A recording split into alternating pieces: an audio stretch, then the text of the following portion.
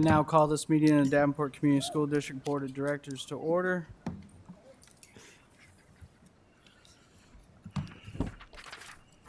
School board meetings are now open to the public, but the district will comply with the Iowa Department of Public Health and the governor's recommendation as to gatherings and social distancing. To comply with the 6-foot social distancing directive, the boardroom has been arranged to allow for 6 feet between attendees. This, however, has resulted in a limit being placed on the number of individuals from the public who may attend in person.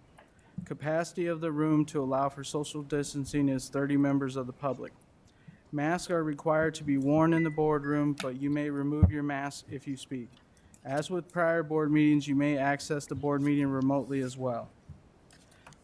Director Hayes, would you please read the board priorities? Yes, I'll be happy to.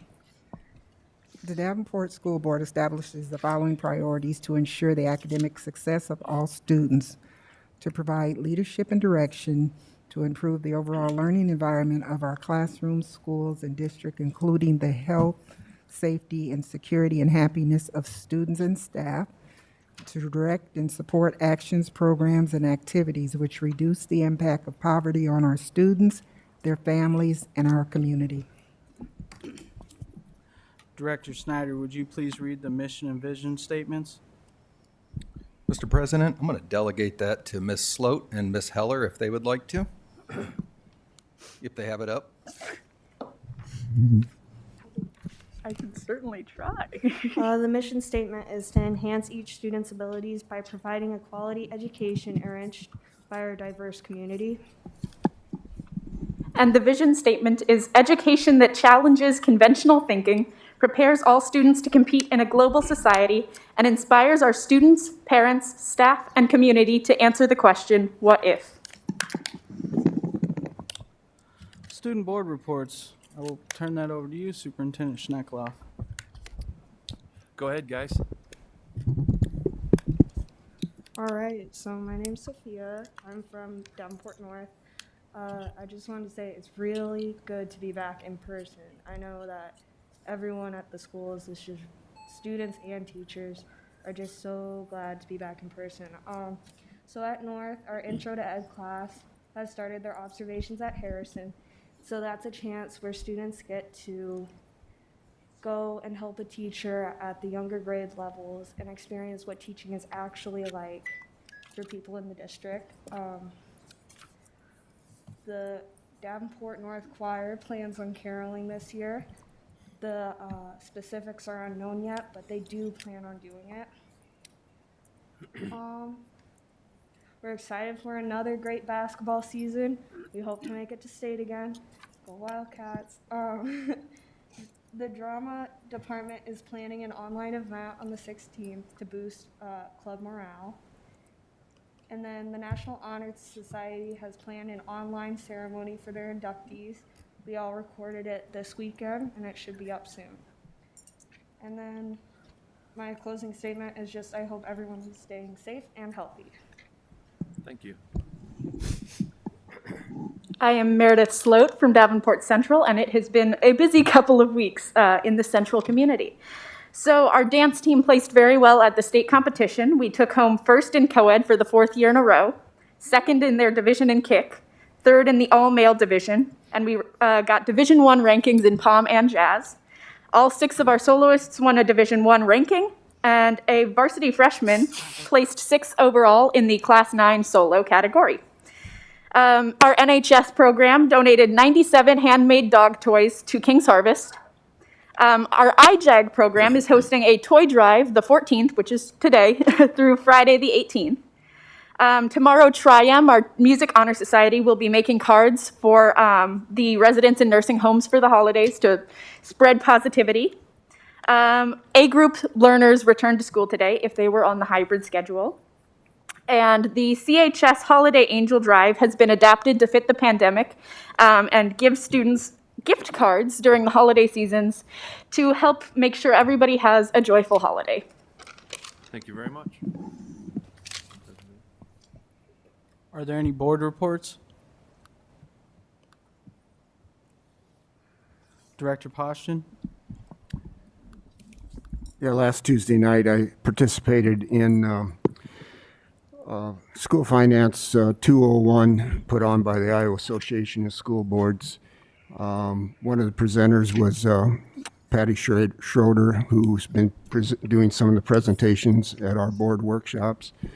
And then tomorrow night, I will participate in School Finance 301, again put on by the Iowa Association of School Boards.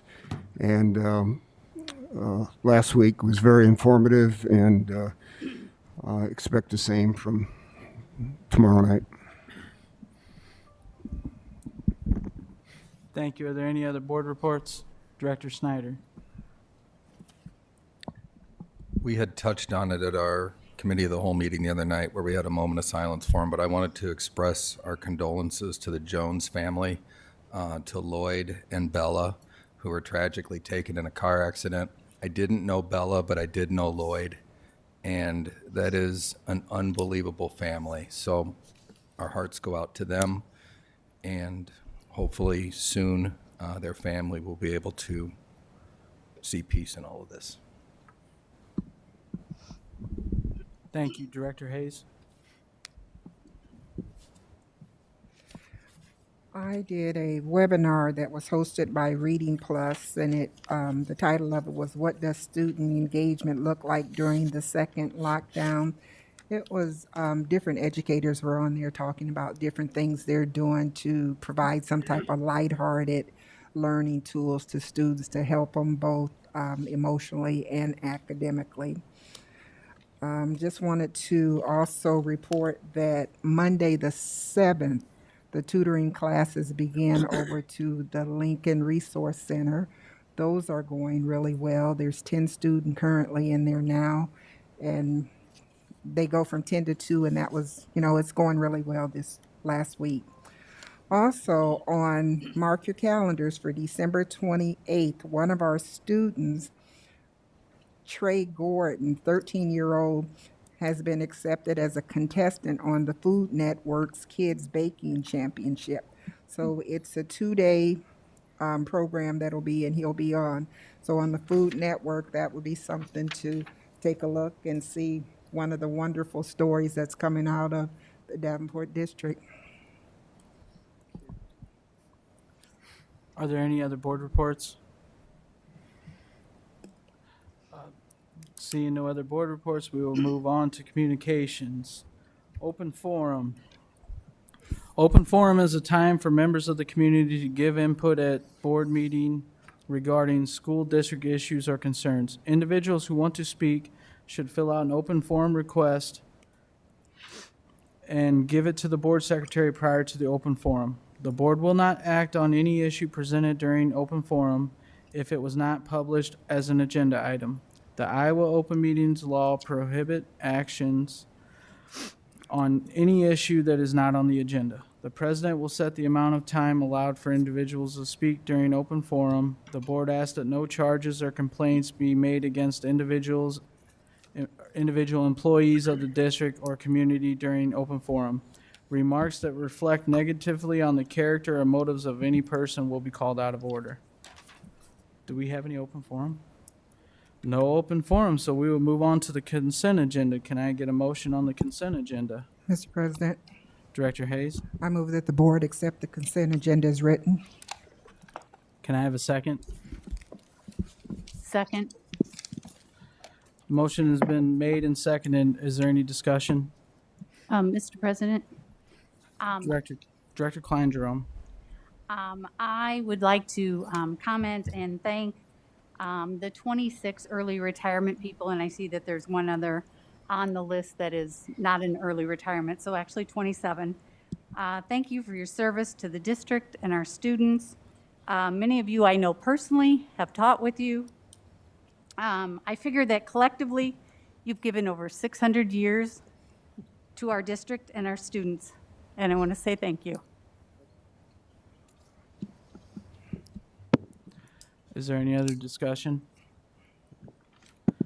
Seeing none, I will call for the vote. Director Hayes, Yes.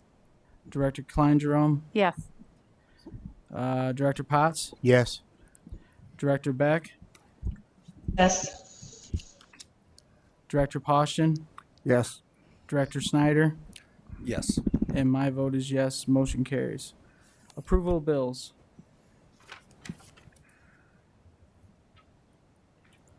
Can I have a motion on the approval of bills? Mr. President, Director Snyder. I move that the board accept the recommendation by administration to adopt the bills from the bill listing periods 11/19/20 through 12/9/20.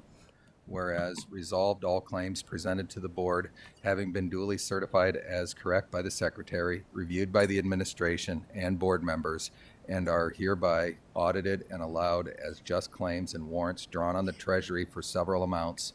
Further resolved, the payment of claims and salaries be approved as presented for the periods of 11/19/20 to 12/9/20. Can I have a second? Second. Seconded by Director Hayes. Is there any discussion? Seeing none, I will call for the vote. Director Snyder, Yes. Director Hayes, Yes. Director Beck, Yes. Director Poston, Yes. Director Potts, Yes. Director Klein Jerome, Yes. and my vote is yes. Motion carries. Superintendent report. The first item up on our superintendent report is the return to learn data. I know the board had requested some data on student engagement. I want you to know that we have sent out a survey requesting for this data, and we have over, I would say, about 90% return rate on that survey discussing engagement for students. We've collected that data. We've put that data together. But right now, our administrative team needs to do a little bit deeper dive into that. In reflecting and looking some of the questions in particular that Dr. Beck had asked for disaggregated data. Right now, the data wouldn't be a very good conversation to bring forward. So we're looking at collecting more, and we're looking at doing a deeper analysis of that data with our administrative team.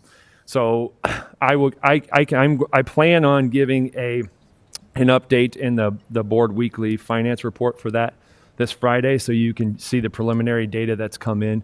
But right now, we need to do a little bit deeper dive with that with our administrative team. The second part of the superintendent's report, we have IASB on the line, and I think they're gonna start us off with a brief discussion. But before we do that, we have three principals that are a part of our district student achievement team with us tonight. We have John Flynn from Central, Sherry Simpson-Schultz from Wood, and Aaron Vincent from McKinley. And so what we're going to do is we're going to listen to a presentation. I know you guys probably get tired of us here talking, so some people from the field to give you an exact picture of what's happening inside of our buildings. But before we do that, I think Harry's on the line, and he's going to kind of walk us through. I think the board, as I reflect on our committee of the whole meeting, that was outstanding. The dialogue, the conversation that we had, the direction that we're going, that's exactly what we need to do, and I applaud the board for that. And so Harry's going to kind of walk us through this format. And so Harry, are you on the line? I sure am. Can you hear me? Audio Yes, sir. working okay? Yep, Perfect. everything's Patty's working.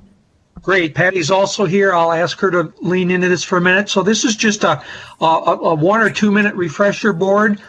You should have a copy of this item, and thanks, Joe, for putting it up. Anyway, those 8 key questions, just a reminder, those came from work earlier this fall. And then the right-hand side of the page is intended for you to just take some notes as Superintendent Schneckloth and the principals share tonight as you listen to their update on Return to Learn, the remote learning. Just keep reflecting over on the questions on the left and asking yourself, see if those help trigger the kinds of notes and key ideas that you capture.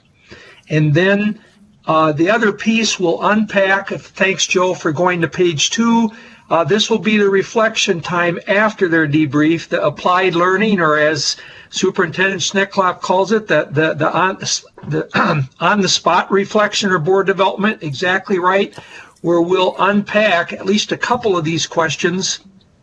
What did you learn? How were the questions helpful? And help you think about that moving forward. So Thanks, Joe. We can slide back to the first page and you remove that, Joe, whenever principals or Superintendent Steckloff would need to use the screen. And board members, this should be in your materials that you can keep this in front of you for learning. Help me out there, TJ, or we got head nods that this is the resource they've got in front of them. Yes. Harry, Director Hayes took it upon herself to get us some laminated copies of this with dry erase markers so we can write it down as we go, and then we'll have it for future board meetings. Love it. Thank you. Great idea. Love to hear that. We'll unpack it in a little bit. And thank you for letting me to do the quick refresher. Patty, anything key I've forgotten, or are we good? I think we're good. Here I am. I'm sorry. I had myself on mute. Can you hear me now? Yes. Okay.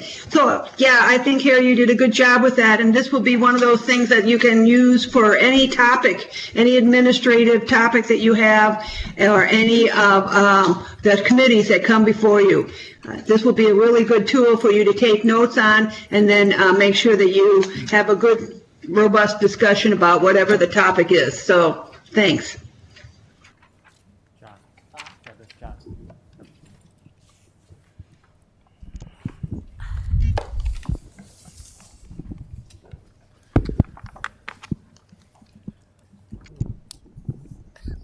I'll go ahead and start. I want to thank the board first and foremost for giving us the opportunity to come speak. We've been asked to give some impressions of the things that we noticed during remote learning. I tried to sit in a spot with no microphone, but Mr. Scott gave me one, so I got to start this today. So I'll start with some data from Central High School. When we started on this round of remote learning, we initially were looking at the campus data that was given to us because we felt that that was the most specific data that we could follow up on. So on a daily basis, students were asked to check in on their own. When they did check in, their attendance came out clean. If they did not check in, there was a mark called virtual not participating, or a VNP, that showed up on the campus screen. As we got into this about a week, we realized that at Central we might have been looking at the wrong target, and we started talking more about student engagement as opposed to just checking a box. So we really focused our efforts in that vein after about week one of the remote learning. But over the course of those days, we made over 2,400 calls or email attempts at contact with parents. We had a team of administrators, secretaries, paraprofessionals, attendance coaches, and student support liaisons that were making those contacts. We also made 130 home visits from week 2 on, attempting to engage our students, not only, again, in the Infinite Campus checkbox part, but also in getting onto their Google Classroom and making sure that they were staying up to date on the work that they were to be keeping up on. When we did this, we also asked students about what needs they had, if they needed more help with the technology, if they were getting everything else that they needed. So we really tried to be as holistic as we could be during that time.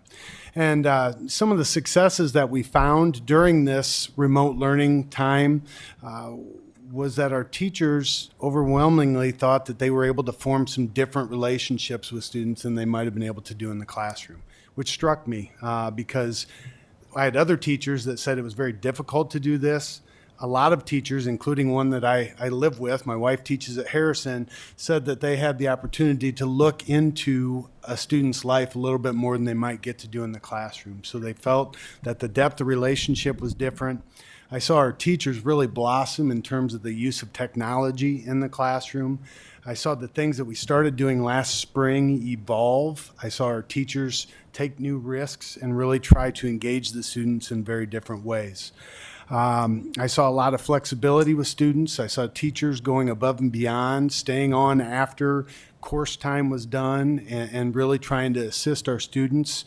And I think a teacher put it best when she said that this really humanized everyone in a lot of different ways. So not only did we get to see into the students' lives, but the students got to look into the teachers' lives in a lot of ways too, because they saw at times a 2-year-old that had to climb on mom or dad's lap, and it made them, more human in that regard. And just very briefly, some of the challenges that were present as well. A lot of what we did was very technological based in terms of trying to reach out to people. So if we couldn't get a hold of them via phone or via email, that's where we ran into the biggest hurdle. Obviously, if they aren't checking in, a lot of times there were some problems there, so that was a frustration. The fact that students were checking in and maybe not being engaged was a frustration when I said earlier that we were chasing 2 different data streams. And we also had the students who weren't checking in and who were keeping themselves engaged, which was hard to manage as well. But overall, I have to say that I was extremely proud of the teachers at Central High School. I was proud of the majority of the students that logged on. And I don't think that we could have done what we have done over the past few weeks had we not had the opportunity to learn and grow in the spring of this year. So.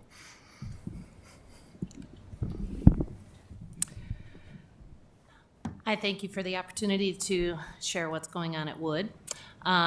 We also, just like Central, started looking at our attendance data, which the expectation for students right now when they're learning at home is that they take their own attendance. I work with 11, 12, 13, and 14-year-olds, so we don't expect them to necessarily do that 100% well. So we also have the expectation that teachers are going to remind them every day to take their attendance. But I did want to share some data with you. During first quarter, the average attendance rate for the entire first quarter was at 87%. We had 87% of our kids attending school first quarter. We then broke our second quarter data. We went home right first day of second quarter, and we did it by 4 weeks. So the first week of second quarter, our attendance rate was 85%. The second week that we were home, it was 90%. The third week that we were home, our attendance rate was 90%. And this last week, it was 87%. And what that means is kids were either taking their attendance or teachers saw that student online and said, hey, did you take your attendance? And that got the kid to go in and do it. Or they saw them online, and then we just talked to the parent and we fixed it for them. So we were pretty pleased with our attendance data. But like Central, we felt that attendance isn't everything. Very honestly, even when kids are in school, sometimes they show up and they just don't do a lot. They walk through their day. But we didn't want that happening specifically in this instance, where it's pretty easy to be disconnected. So I asked my staff to take a look at their engagement. I said, class by class, we put up a spreadsheet. I want you to go into every single class and tell me which students you feel are engaged in your learning right now. And engaged means they're either attending your live sessions, or they're turning in their work for the day, or they viewed your video, or they sent you an email and they're doing their work and they're asking you a question. Engagement looks like a lot. They weren't expected to show up for that live session. At the intermediate level, first period was only live twice a week. The kids really, but there was learning every day. There were assignments every day. So are those students engaged? And we took every single class. I have like 50 some teachers. They teach 6 periods a day. Looked at their engagement and we averaged it for the building.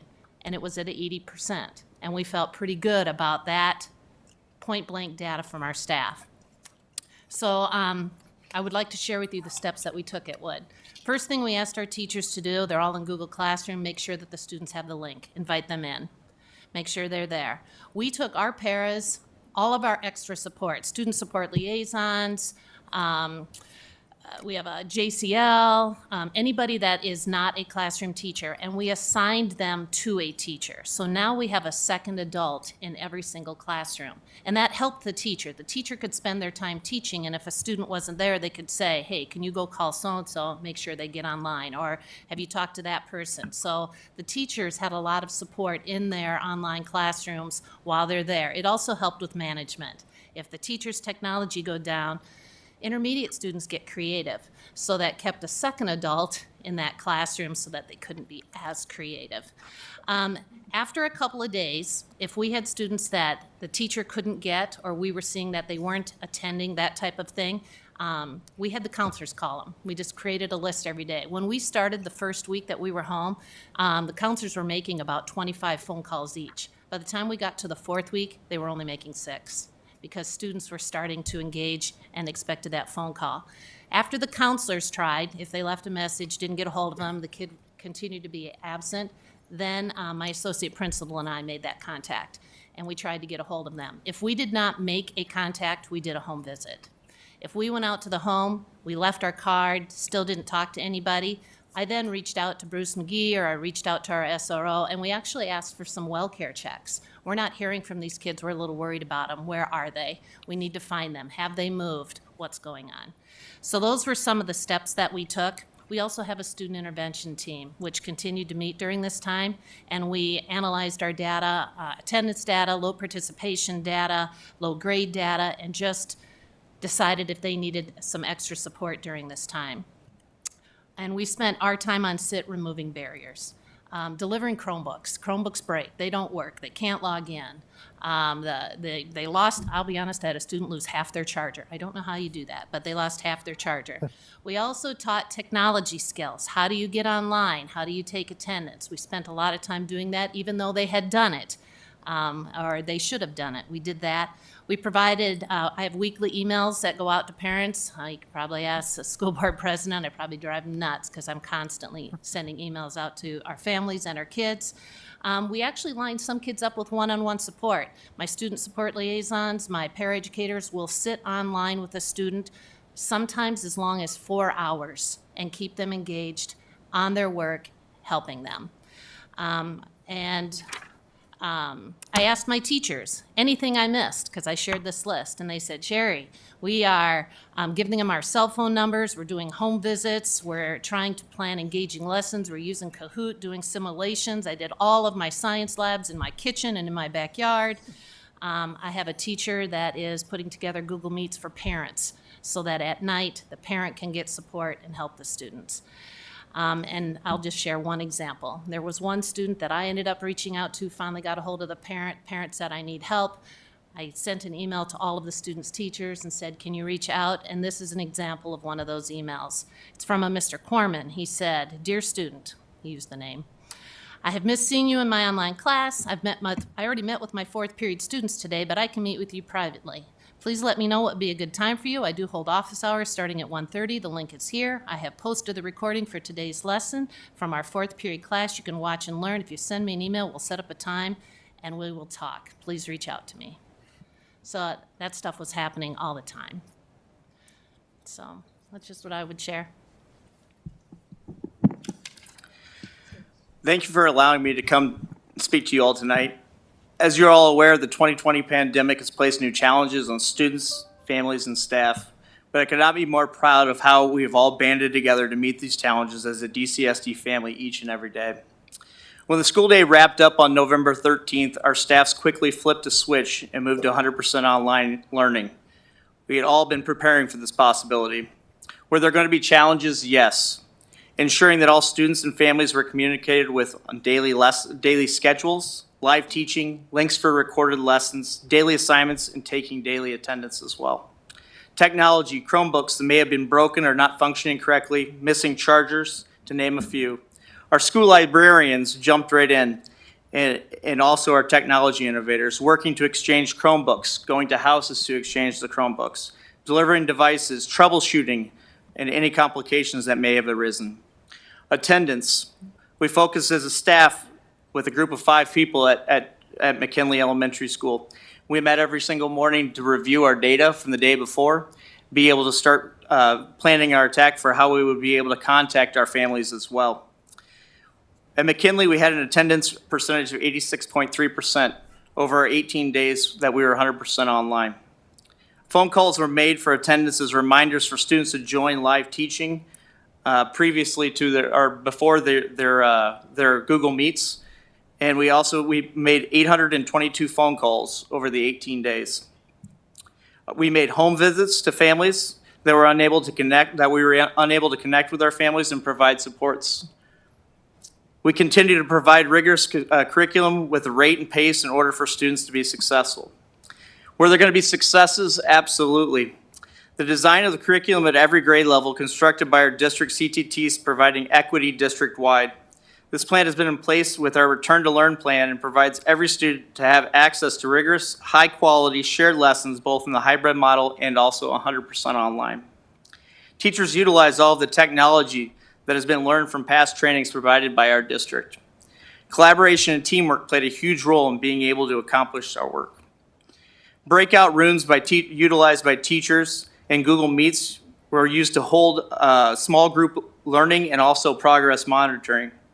Our teachers going above and beyond to support students by scheduling small groups and one-on-one support at additional times through the Google Meets. Live instruction provided multiple times a day and recorded lessons available for access as well. The interaction between students and teachers helping each other learn curriculum, patience, and tech skills, and continue to build relationships with our families and support them in any way needed. Seeing whole classes together and getting a chance for them to learn together as one group. Every student engaged in learning. Every student smiled because we are a school family and everyone cares for one another. I would like to leave with a couple of examples here as well. This is a statement from a 4th grade teacher at Adams Elementary. The teacher shared, "I had my last student show up just a little late to the Google Meet, and one of the other students said, 'Oh look, now we're a whole family together.' Oh look, now our whole family is here." Another is a McKinley family that had just moved into the area. Through building relationship quickly, we found out that there was a need for furniture at their home. Our counselor quickly made a phone call on a program called Home Base run by a Davenport teacher, Kathleen Argo, who helped provide beds and other necessities for them. We were also able to set them up with internet. All 3 children participated each day in their Google Meets and completed all of their assignments as well.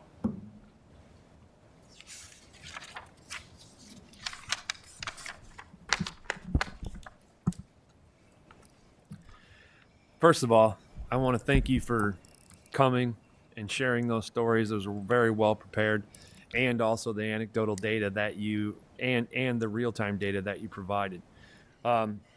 With that being said, Harry, do you want to lead this next section, or do you want to start a question and answering with our board and our principals? Yep.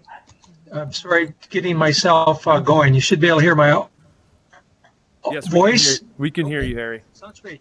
I'm good with, if you want to draw in conversation for a minute, TJ, that'd be good. And then during the reflection, there may be some more questions that'll creep up. Excellent. So board members, if you have any questions for our administrators that are here, and if our administrators can speak to, I know you've had many conversations with your other colleagues, so from a global perspective and to your individual buildings, and anywhere we need a more global perspective, we can lean into our district level administrators that are here as well. So entertain any questions toward our administrators at this time. Well, I get to do it. Oh, I'll do okay. it. Director Snyder. I've got a bunch of questions, but I'll just start with a couple. Sherry touched on one of them. As far as interventions go, when you have students in front of you, you got a bunch of different interventions kind of at your fingertips. How are you finding when they're fully online, what does the intervention kind of process look like, or how does that differ from actually having the students in front of you? I can share at Wood. The intervention differs in that the students are probably getting a little bit of more one-on-one because the teachers are staying either after their session or they're calling them on the time that they aren't live. We also line up on Friday to continue to have we have an MTSS period. So we have a designated piece of time every day when we're face-to-face, and there was time during the week, but we had a very scheduled time on Friday. And as the students, I observed classes, jumped into classes, observed the recordings of classes many times over the last 4 weeks. And what I found teachers doing was they would hold the kids later, or they would do an exit ticket, or they would do some type of assessment, and then they would say to that student, I'm going to have an office hour today, I'd like you to jump in at this time so I can work through that with you again, or I'm going to pull this group back on Friday, and they would do reteaching during that time. They had the time to do that, interestingly enough, during the last 4 weeks because of how the live sessions were scheduled. So they would reach out that way. The teachers were really probably doing more of the watching, I would say, as opposed to when they're in our building. Kids have a tendency to speak up more and ask for their own help. So it's, teachers said that to me as well. While they're here in front of us, they just come get us, they grab us. But they're very quiet online. So my teachers were using their formative assessments more. And I would add something a little bit contrary to what you just said. Our teachers found that a lot of the students that maybe were quiet and shy in the classroom were using the chat box a little more frequently. So there was some real-time data that was coming to them that they could then invite students to the office hours or to time after class. Whereas in a regular classroom, a student might sit silently by. When you're asked to populate that chat room or to go into a breakout room, some of those students were a little more vocal with the needs that they had. And I also feel that the format itself forced some of our students to be better advocates for themselves as well. They figured out that I need a little bit more help here, and they utilized the office hours that were available to that end. And from the elementary side of it, I know that at McKinley, we were utilizing the office hours and having scheduled times for students to be able to come in. We were using data that was used from their common formative assessments that was previous when we were in the building, and then also what we were getting back from the assignments that we had online as well. Thank you. My next question is, and again, you guys have touched on this too, but you said the teachers have office time to where I'm assuming then their students know that they're accessible during these time frames. Is there any interference? Like, is there a student that maybe is doing another class at that time that, or is that just literal free time that as if they were to come in the morning before class, if they were doing in person? The schedule was designed that way so that there would be no conflicts with the office hours. That is great. Thank you. Director Hayes. I had a couple questions too. I know some parents have spoke on availability. They're not available at the times that the office hours are. How are we working through that? So we pre-recorded, or I'm sorry, we shouldn't say pre. We recorded the lessons as they were going on live, and then those links were also put in the Google Classroom. So if they weren't able to attend the live session, they were still able to access that lesson later on through the link and then be able to complete their assignments at a later time too. I would also say many of my teachers were handing out their phone numbers or using Google Voice, and through email. Everybody seems to be reaching out 24/7, and they reach me as well, and I'll send an email to a teacher will send an email to a student, and I had several teachers that said, we're doing Google sessions at home in the evening for some of those parents that have reached out. We find parents don't need the daily all the time. They need 1 or 2 lessons, and then they got it, whereas the kids probably need a little more. And Director Hayes, I would also add that Sherry spoke about engagement, how it looked different in different settings. One of the things that we talked about at Central as well was that a student might not be able to engage at the 9:30 hour, but if they got the work done that was assigned and watched that Google recording, that's a form of engagement as well. So it was really quite holistic in a lot of ways. It sounds like all of you are doing awesome, but Sherry, I like your context to get up to 90%. I think that's awesome because that has been like one of my greatest fears. How many students are participating? What are their grades looking like? And are we going to lose a whole year? I've had a lot of that, but it sounds like you all are doing really well to keep up with that.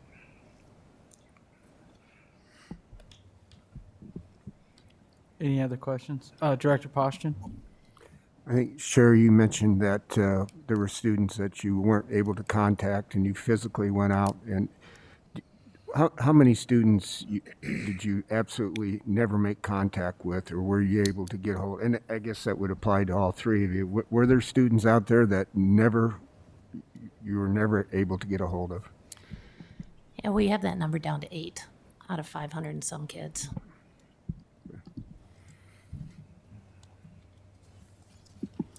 We were able to contact everyone. It did take some different intervention to be able to get in contact through home visits multiple times or phone calls, but we were able to get that number to 0. And we were not able to get to 8 or 0, in all honesty. There were a number of students that we could not make contact with. There was some mobility that occurred over the course of this time frame. The one nice thing that we do have going now, though, is as we have everyone back in the building, we're looking to find ways to provide tutoring, to provide some catch-up academies between now and the end of the term to help those students get back on pace. Hold on. Director Beck, did you have anything? Yes. Can you guys hear me? Yes. Okay. Sorry, it sounds really loud to me. So first of all, I want to say I really appreciate the availability of the teachers. I know I've seen the change in utilization of technology over the course of the last few weeks versus the spring with my 6th grader talking about being in breakout rooms and things like that. It seems like a lot of the kinks have worked out. I guess my one question would be sort of more about the teachers. Speaking from experience, I try to make myself available to my students as much as possible, but I have children at home and I run the risk of burnout if I am available 24 hours a day, 7 days a week. So, and I would hate to see that happen to our teachers if they happen to have, a very high need set of students. So how are we supporting them if for some reason they feel like they're being inundated with phone calls and being asked to be available more than they feel comfortable with? The teachers that reached out to me that showed the most frustration were some of the same students that we were talking about that we could not make contact with. I was not surprised, but I was, again, very proud of the conscientiousness that was shown by our teachers. I had people calling saying, I just can't get this student into the class at this time. I've done everything I can. It's been a lot more of just a reassuring tone on our end as an administrative team at Central that we do have, it's not a lot of time, but we have some time upon return. You're doing everything that you can. Make sure you're documenting that. Thank you for your efforts. That's a small token for a group of people that really worked extremely hard to provide all of this for our students. But they understood that there are some limitations. I mean, there are only so many hours in the day and so many ways to reach out. So that was really the tone that we took.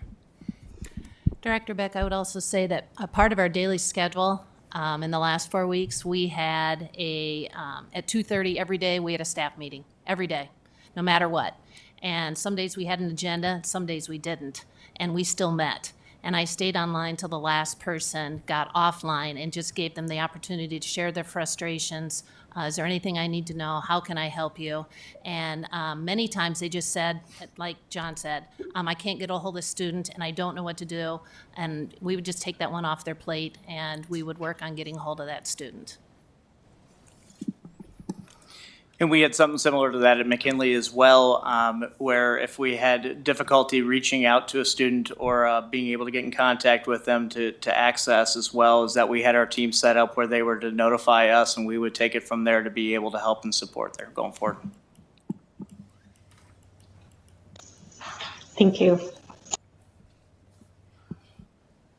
Director Hayes. Director Beck asked the question. I thought she said thank you and muted or something. Director Beck, did you have more? I do have another question, but if Director Hayes wants to go, it's fine. Go ahead. The floor Okay. is yours. Thank you. So my other question was, really for Mr. Vincent. How is this working for the youngest kids who, I guess, I always have a concern with screen time. You know, we know screen time can be excessive. Educational screen time is a little bit different, but it's hard for kids to focus on a screen and be asked to focus on task.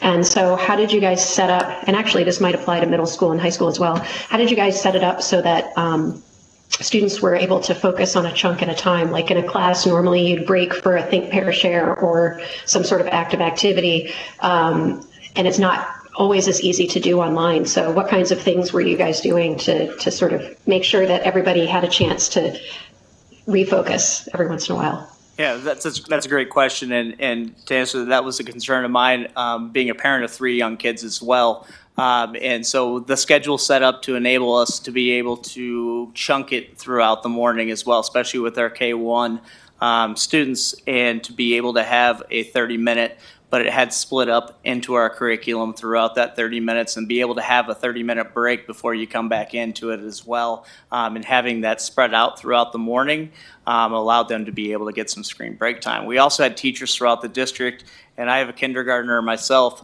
who the teachers were providing the actual in-hand materials too, so they could be able to do math worksheets or the readers and everything like that as well, without having to utilize the computer too.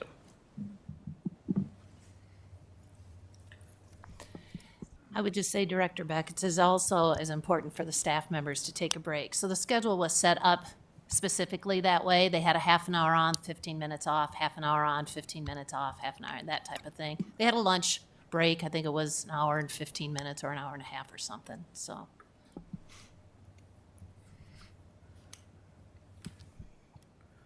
Did you have anything else, Director Beck? Director Hayes? Not right now. She asked the question. Oh, did you? Director Snyder?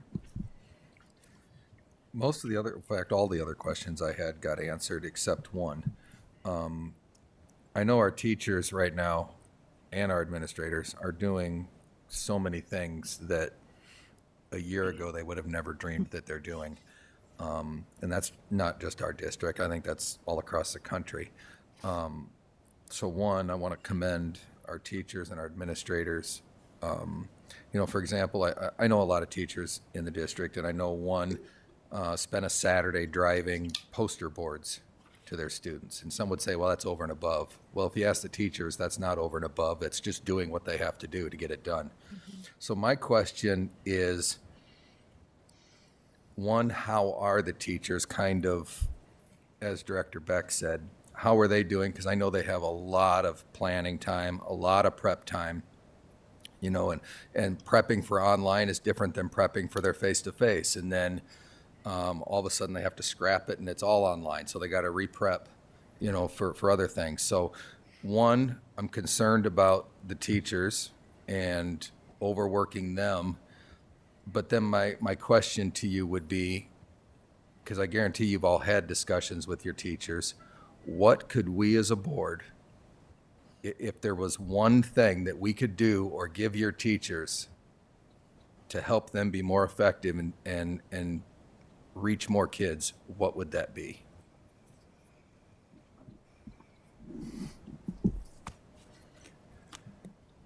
I think the biggest frustration that I hear is that we start getting good at something and then situation changes and then we get okay at that and then the situation changes again. So I think that while we're a lot more comfortable with a lot of things that we're doing, it takes a tweak almost every week to catch up with what's going on. For instance, right now with us returning to the hybrid, we still have some students who their parents have opted to keep them home.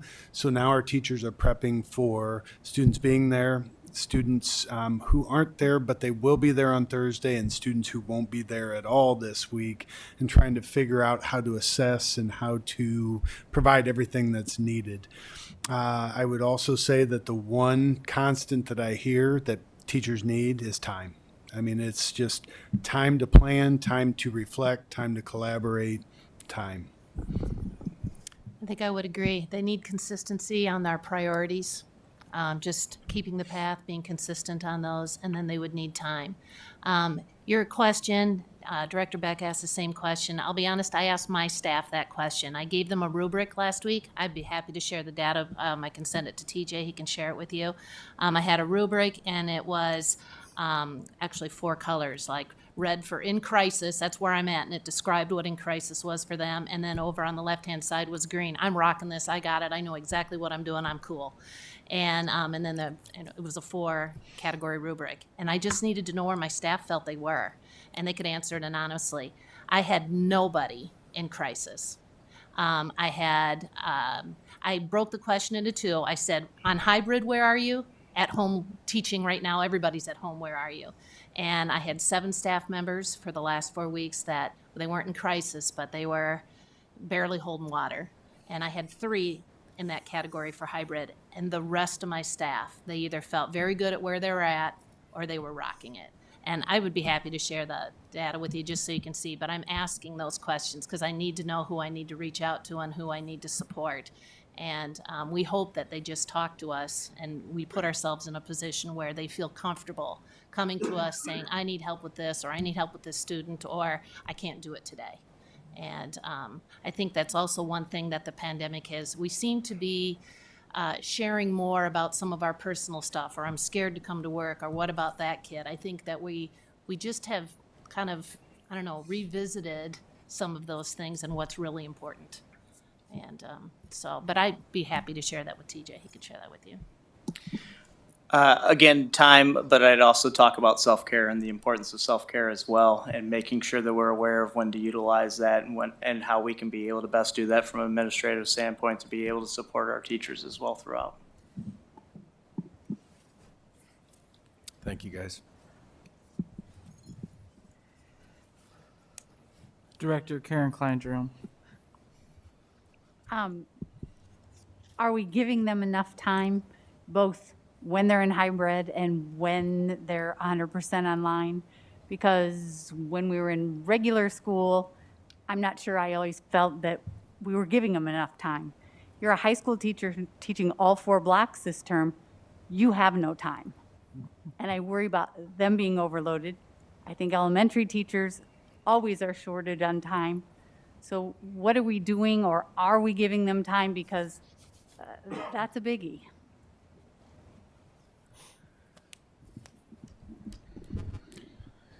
With the way the schedule is set, their time was carved out to provide more, especially in the morning at the high school. The day was shortened a little bit, and more of that time was given to the teachers. A lot of the time that's available has been protected so that they have that to plan. I believe that when we were in the 100% online, there was, I don't even know if I want to say adequate time. I think for the majority of the teachers found that it was a struggle, but it wasn't, they can always use more time. You can always use more time, but I think they found ways to cope and to get things done in the time that they had allotted. I will say that there were many that struggled, especially those like you're mentioning that have 4 courses or that have multiple preps during a day. But they're working as part of their teams to work through that as well. Karen, you were a teacher, so you know that I do. There needs to be about 50 hours in the day. And there are things I'm sure that slide off the plate. But they also are prioritizing what's really important. While we were at home and learning and everybody was at home, they had to learn how to reprioritize their time around planning the lessons, videoing the lessons, uploading the lessons, reaching out to students. I don't think there's a teacher that would say they don't need more time. Because then they would do the next thing, and that's the way teachers are. We're very careful to watch for people that are struggling to get done the things that need to be done, and how can we make that happen? When we build schedules, we try to make sure a teacher doesn't have 7 preps, that a teacher is limited to hopefully only 2 preps or 3 preps at the most. We work hard on that. We schedule in planning time. We're very careful about our meetings. I brought up the the building meeting that we had every day at 2:30. I told them specifically, this is an optional meeting, or this is a voluntary meeting, or here's a schedule for the meeting. And so they knew to show up when they needed to show up, or if they needed to use that time differently. And I try to treat them like professionals. You need to use your time appropriately. You need to get your job done. There are some things that are non-negotiable. And hopefully we work together as a team to figure that out.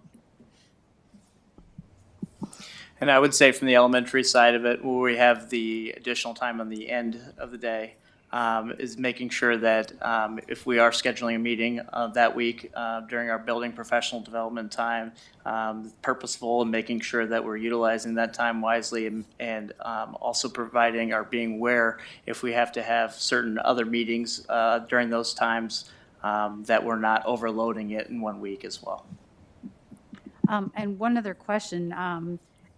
I follow a couple groups on Facebook, so I know there are some parents who are saying, I'm not sending my kid this week, even though they are a hybrid student because the holidays are coming. How are we treating the absences if they're home doing the work, but they're not showing up during their hybrid time?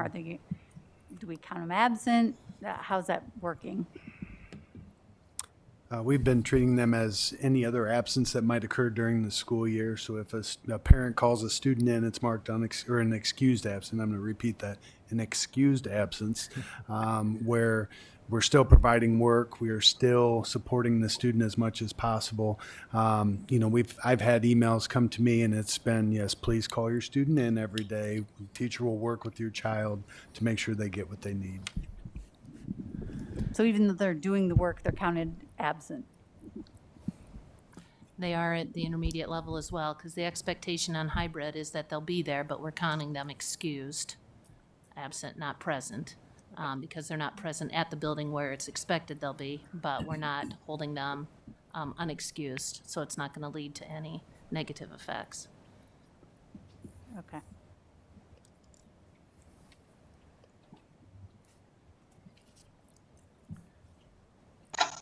Director Beck, did you have something? Yeah, I had one more question. One thing I haven't heard about is how we're doing on reaching out and supporting our students on IEPs when we're 100% online. I know nationally, it's not just us, have trouble with that type of support for online when we're 100% online. So I guess I'd just like to know how we're doing supporting our students with IEPs as well as possible. And I know it varies from student to student, but I guess I would say those with the biggest needs. So first of all, we held IEP meetings to determine a plan to support those students that they'll be successful. I can also tell you if that plan is unsuccessful, we're calling meetings or the parent is calling meetings, and we have everything absolutely going on. The student that I spoke to where somebody sits with that student online for 4 hours is a student with an IEP. And that student would not be successful unless we had an adult at school online with him for 4 hours during the day, because he wouldn't engage. And when he does what he's supposed to do, we also run incentives out to his house. We run cookies out to his house. He earns wood bucks out at his house, all kinds of things. So there's a full range. I can also tell you that the paras and the SSLs, every single class that was co-taught in when we're face-to-face was also co-taught when they were at home.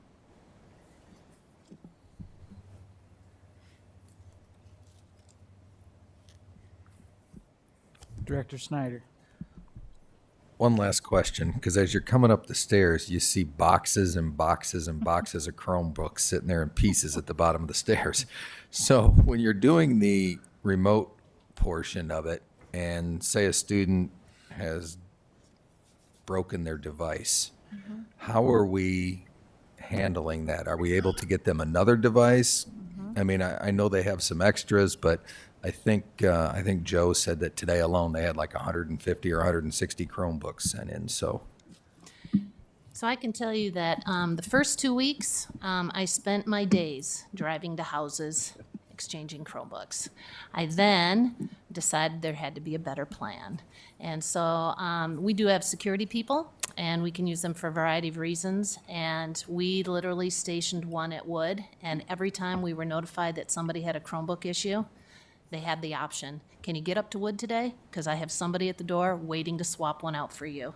So they probably got a swapped out Chromebook within a 24-hour period, if not sooner. I then called Gary and said, I have a whole bunch. Can I bring some up? And he said, yep, come on up. And he gave me 3 more boxes of Chromebooks. So it just was a lot of legwork. From the elementary standpoint, it was the goal of ours to, if we were notified of a broken Chromebook or a charger that was broken or anything else of an accessory, we were to get those to our families before the 9 o'clock Google Meet the following morning. That was the goal. We had, our librarian was meeting families at 7:15 in the morning sometimes to be able to exchange those out so the student had it for that day's learning.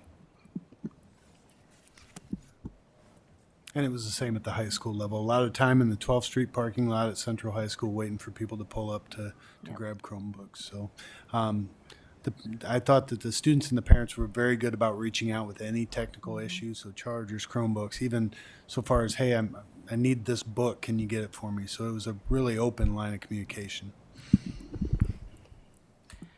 I would tell you that the Wood phone number rings on my laptop. So while I'm at my house, I can answer the Wood phone anytime. And they just called.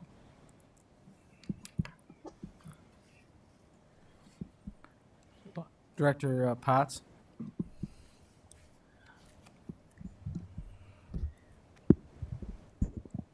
Do you know, are the teachers able to maintain their pacing in their coursework?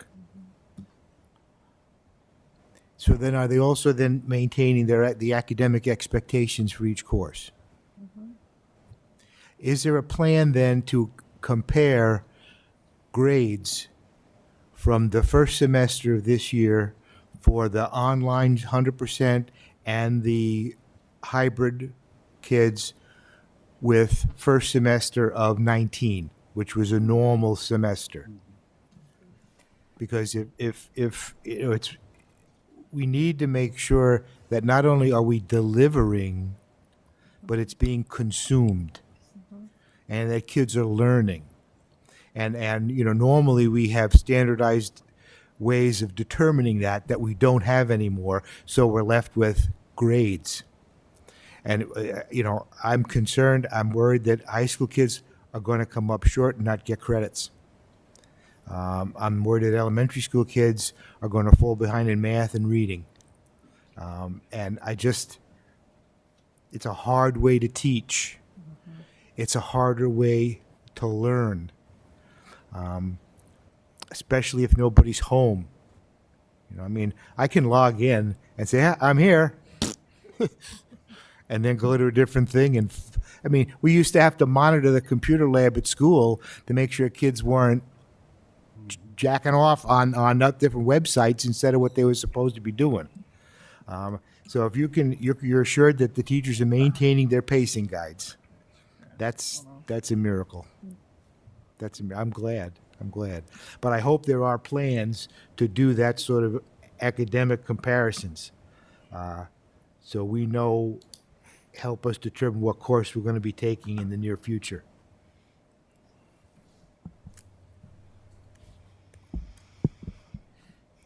Director Snyder. All right, this is my last one, I promise, and it's not really a question. I had asked you guys what your teachers have said to you, what they need. Well, I also posed that same question to you guys. And you don't have to answer right now. I mean, think about it. But there has to be a moment where you thought, well, I wish we had this, or I wish the board could do this, or I wish as a district we could do this. In fact, I open that up to any teacher, any administrator, because we're here to serve you as a board. I mean, we're here to help you be effective so that your teachers are effective, so that our kids are getting the education that they need. So at any time, if there's something you need, something you want, something you feel, if you just want to scream at somebody, we are always here. Please don't hesitate to reach out to us, please. Any teachers, any administrators, anybody in the district at all.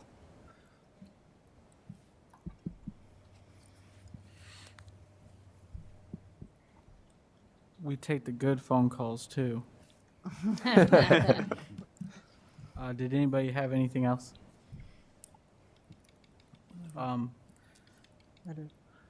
Director Hayes.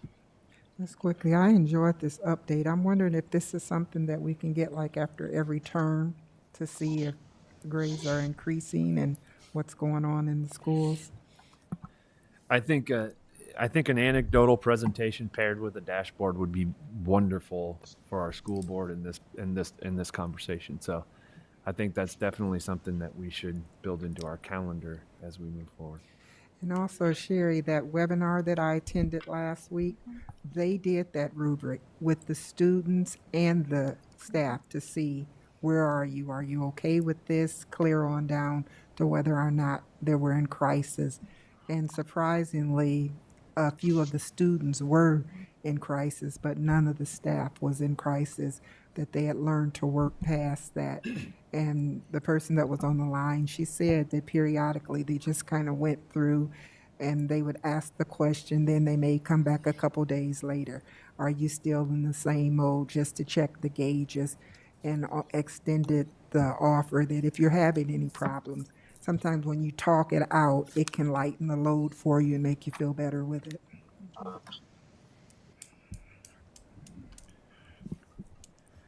Superintendent Schneckloff. I want to answer Director Potts' question, and I think that's a very valid question. We really are looking for those common data points that we can compare, and these are all DSAT members. And when you saw that when you asked them, is there a plan? They all kind of shook their heads because we're discussing that right now. What does that look like to compare those? And it's very difficult to do. But you're absolutely right. Grades is one of those things that we can review, attendance. And so we're right now we're discussing how do we evaluate that as a district. But you're absolutely right. And one of the things that I urge our communities, our community, our teachers, our administrators, everyone, is that when we do return to full face-to-face learning, there's going to be a whole new set of challenges for those students that need to be extended and those students that have a lot of catching up to do because of the platforms that we're learning on. So I wanted to make sure that your statement and question was addressed, Director Potts. Did anyone have anything else? I just got a couple quick things. I see Allison doesn't have her hand up, so I was just making sure I checked for that. Yes, ma'am, you do. You send a lot of emails. I probably get more emails from you than I do at work sometimes, but I do appreciate it. Ever since I got signed up on the parent portal, I do thank you for that. And I do want to thank all of our staff, from bargaining, non-bargaining, administrative. I think everyone's really stepped up to the plate during this time and gave a lot. I know right now we mainly have talked about teachers and administrators, but you got your paras, your custodial, food service, and that's why I just said bargaining, non-bargaining. I didn't want to leave anybody out. And I pretty much don't have a lot of questions because everybody took them. And I'm glad that we will be getting that data together. And then Director Snyder had asked about what we can do to help. So I do appreciate your time coming here tonight. And I do like having all three grade levels here so we're able to get different perspectives. And I think it's been a good conversation so far. What are some areas that you feel as a board we should be asking more questions on? Do you feel like we asked you enough questions tonight, or is there other areas you think that we didn't even think of?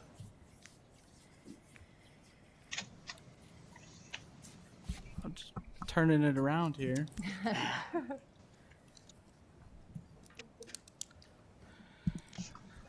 I guess I would say that I do watch every single board meeting. I usually watch it from my living room. I like that we're getting our house in order and that you are asking questions and that we are prioritizing things and putting the money behind where it needs to be and making sure that we're making good decisions and doing things right. And I would encourage you to just keep doing that. We need to get our house in order so that we can do right by the kids that we are serving. There's a lot of hard work going on out in the buildings, and I couldn't be I'm just humbled by the group of people that I work with. I'm delighted to be their leader. There's just a lot going on out there, so keep the priorities, keep us focused, continue to ask the hard questions, and let's get everything where it needs to be. Thank you. Did anyone have anything else? And now I cue Harry, right? You do, and after a thorough round of questions, I'll keep us moving forward. So I would ask Joe, if you would please pull up that first page again, and board members with your laminated sheet, we're going to do an abbreviated piece. Just going to ask you, when you look down the left side, those 8 questions, would you each be ready to identify 1 or 2 that you say, this question or these 2 questions are going to be really helpful in us moving forward on this topic of remote learning or the return to learn. Tonight's discussion, which of these 8 questions, pick 1 or 2 that you think is going to be especially important moving forward. And then Dan, if you just round the table that each person would just share, give me your question numbers and I'll take note of these. I will start with Director Beck. Thank you. Thank you. So as of right now, and I apologize, I have to flip between windows to see this, see the questions.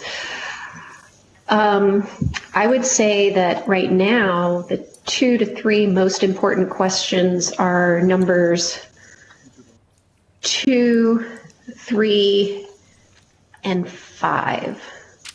That's good. I'm just getting a quick frequency count, and I'll spit these back out. Okay.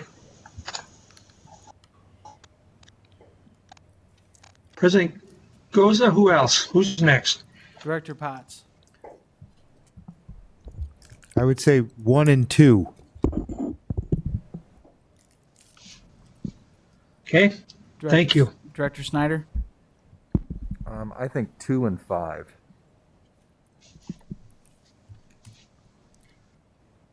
Director Hayes.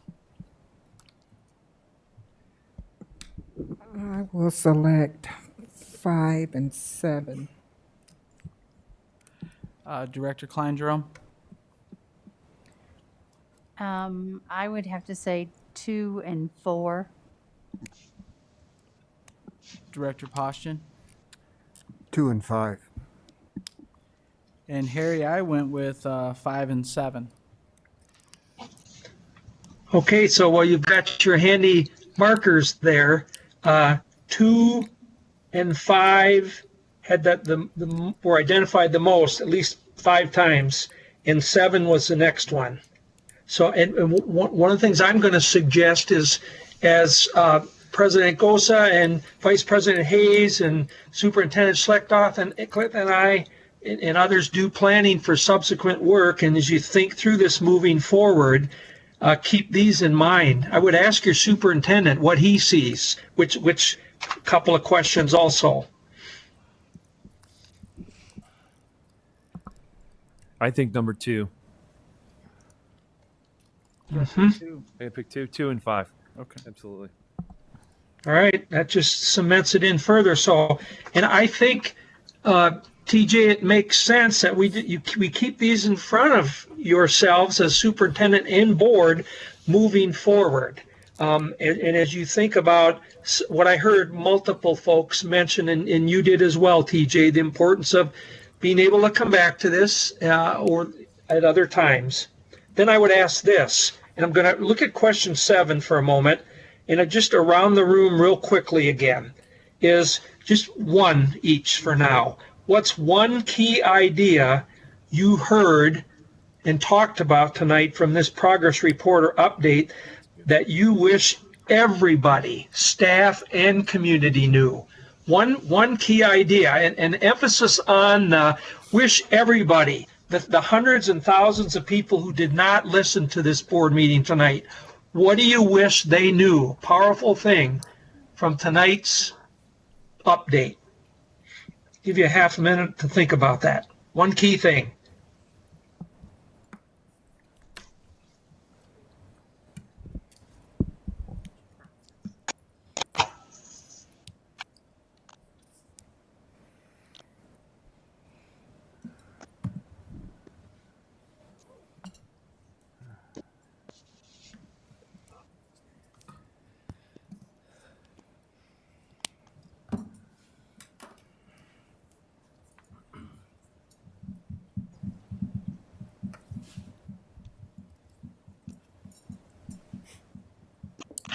President Gosa, you can see the room, so when you think we're ready to just quickly around the room, each person share, Patty and I will be writing as fast as our pens can move. Perfect. Lightning round. Director Klein Jerome. I think the staff is doing everything possible to keep students engaged. Director Poston. Dedication of staff. Director Potts. I was going to say that the outreach that's taking place by the staff, teachers, to make this work. Director Snyder. I had that same thing, but I'm going to expand it even a little further. I think it's our teachers, our administrators, our parents, the students themselves. Absolutely everybody in this process is treading uncharted waters right now, and everybody is busting their butts to make this work. And is the system perfect? Absolutely not.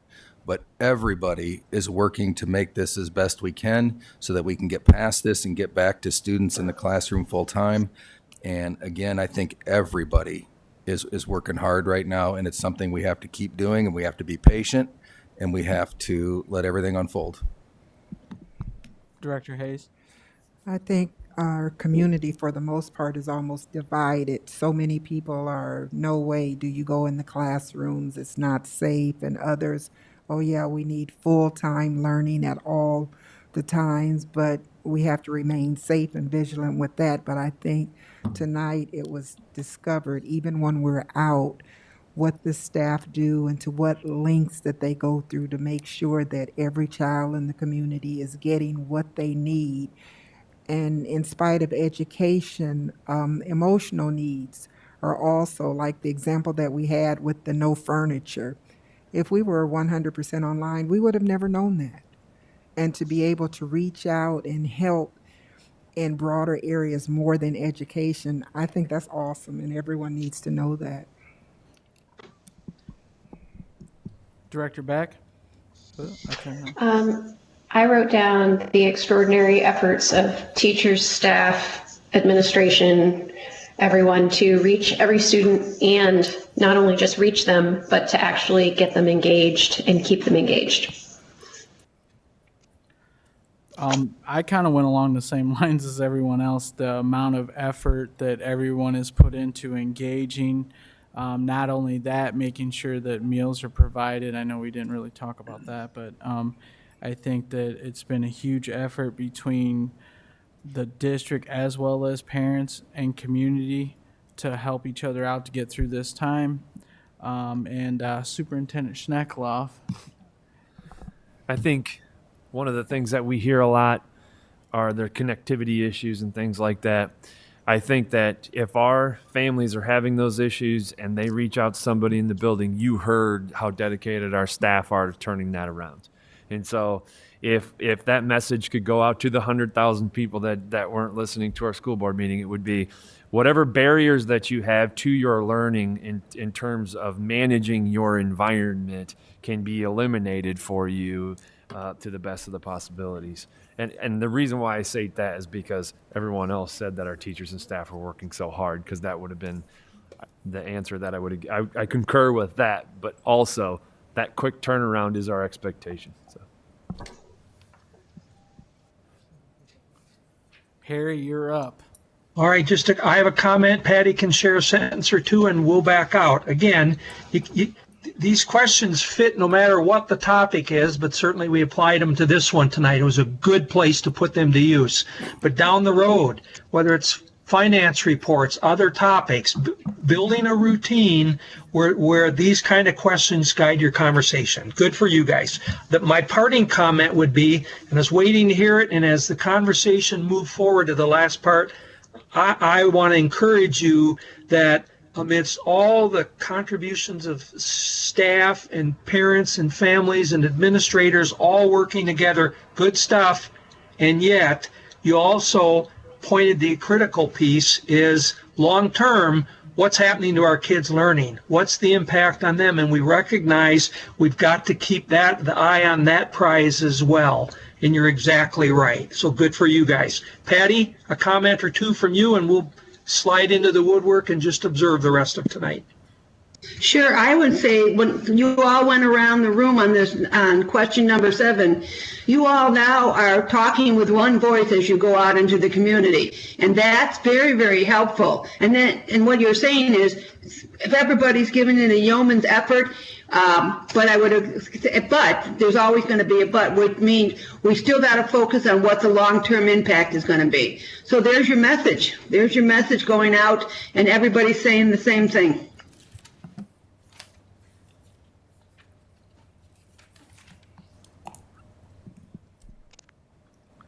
Patty and Harry, thank you very much for your help with this tonight. We will now move on to items requiring action. Can I get a motion on the approval of Dr. Kabilski's retirement and release? Mr. President, Director Hayes? I move the board approve the acceptance of Dr. Kabilski's retirement effective December 2nd, 2020, approve the retirement agreement and release, and amend the early retirement incentive plan as to Dr. Kabilski as provided in the retirement agreement and release. Is there a second? Second. Is there any discussion? Seeing none, I will call for the vote. Director Hayes? Yes. Director Snyder? Yes. Director Klein-Jerome? Yes. Director Potts? Yes. Director Postian? Yes, with regret. Director Beck? Yes. And my vote is yes. Motion carries. Can I get a motion on the approval of the revised early retirement incentive? Mr. President, Director Hayes? I move the board approve the revised early retirement incentive as presented. Can I get a second? Second. Seconded by Director Klein-Jerome. Is there any discussion? Seeing none, I will call for the vote. Director Hayes? Yes. Director Klein-Jerome? Yes. Director Postian? Yes. Director Snyder? Yes. Director Potts? Yes. Director Beck?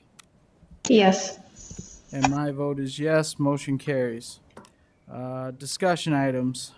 Monthly financial report. With us tonight, well, before we start our monthly financial report, I have to give a shout out to our finance committee. I think we're beginning to establish a routine that allows us to review our monthly financials collaboratively with our school board members. It allows us to have perspective on both sides of what board members are seeing and the reports that we're leading into it. So I want to thank you guys for your dedication and your time to that. Bill Decker has really been essential to helping us out with that as well. And so the monthly financial report that you see here has been reviewed by our finance committee. And the goal moving forward is that we would review the previous month in that fashion. The finance committee would review, be able to answer any questions, highlight things from the board. And in our IASB training, it's very interesting. And I think one of the things that's key for us to remember as our committees move forward is that the finance committee serves the board. And I think so far that finance committee has done just that. With that being said, Gary Sinclair is online with us, and Lisa, I think you're ready to help out as well. So Gary, let's do a microphone test. Can we hear you? Yes. Can you hear me? Yes, sir. Director Beck, are you able to see Good. the screen Okay. that Gary is sharing?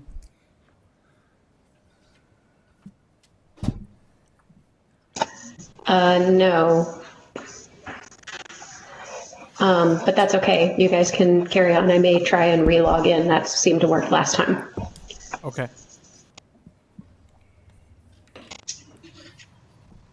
Thank you for the opportunity to meet with you. Each month, this is what the board should be receiving. this report, 2 reports. I will be doing them with Lisa for the next probably 2 to 4 months. But this is what the board should come to expect and insist on. You will be given in these 2 reports the key measures about where your district is and where they're going. This will take a little more time today because you've got to become oriented with the actual report. So you can start with, you can see at the top, it will tell you through what month. Lisa and her staff have done a great job of getting November entered, and this is through November. Now this is, the report is the key measure report.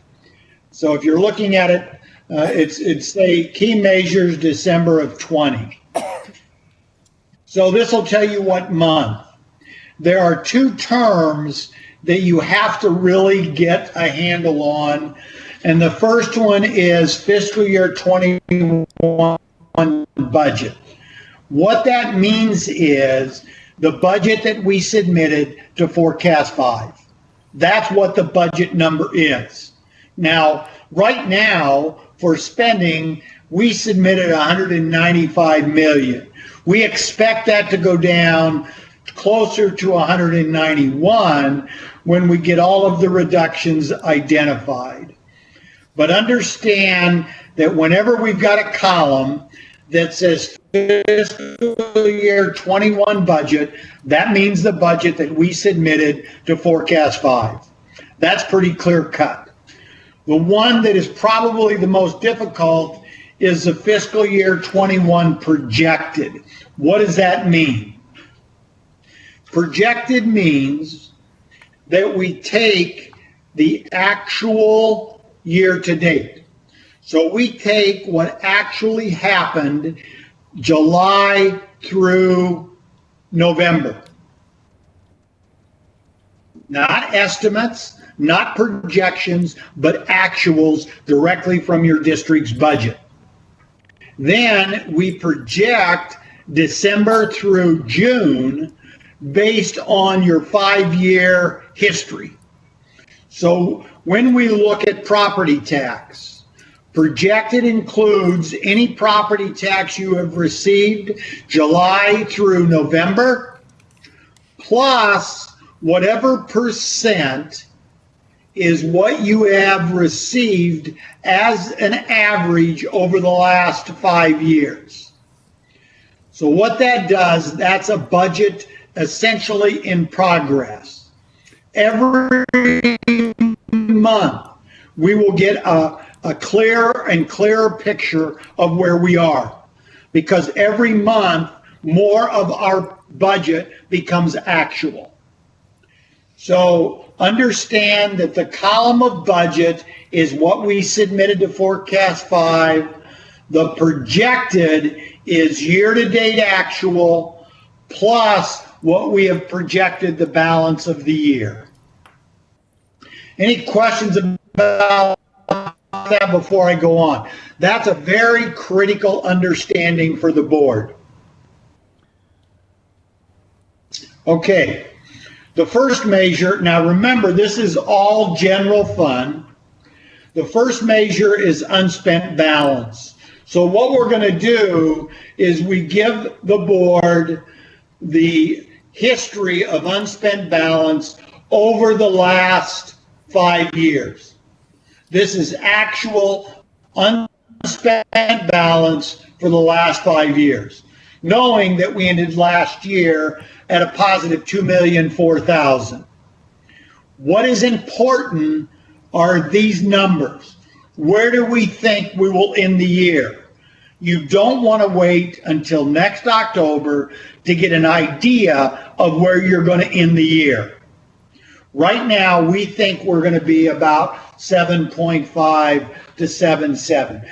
Actually, I think we'll be a little better because we don't have included any additional cuts in either of these numbers. But right now, we are projecting to end the year positive. Now, remember when we talked last month, the SBRC doesn't let us count things like special ed deficit or English language learners in their model because they're estimates. In our model right now, we're including all of that. So I would really expect this to be a little higher. Right now, I don't know that I have a concern. I do believe that our maximum budget is trending a little low. My guess is it has to do with miscellaneous revenue. And really what I did is when I reviewed this, I went back to the actual tool and I started looking at where are we over, where are we under. And most of our under is federal dollars. Federal dollars are things you apply for to get. Right now you can see some pretty big red numbers in federal dollars that we expect to catch up with as we progress through the year. So right now, I'm a little concerned, not concerned. That's something that we'll want to watch each month to make sure that we're getting those federal dollars. The other thing is, we think spending is going to be closer to 191 to 192. And our projection model is showing that right now. This is an extremely critical measure for any district, but especially for Davenport. Where are we going to end the year?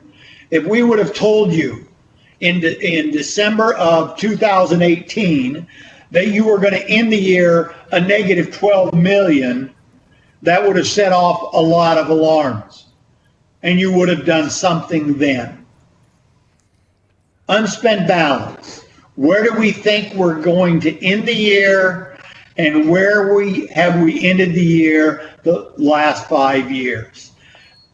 History gives the board a sense of context.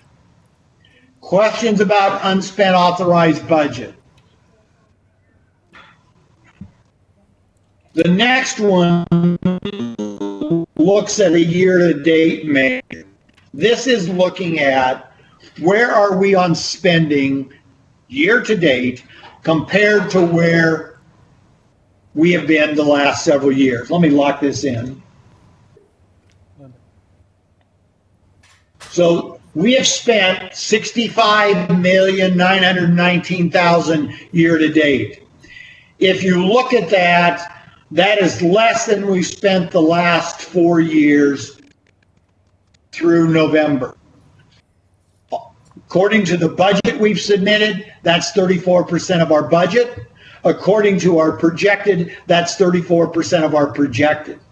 But as you can see, it is running a little lower than where we have through November the last 5 years. Now, I really think that when we change our budget, this is going to be a little higher.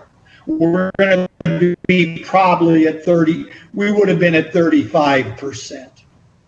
But this is good enough and close enough that we're comfortable that we're trending properly. Questions about expenditures year to date?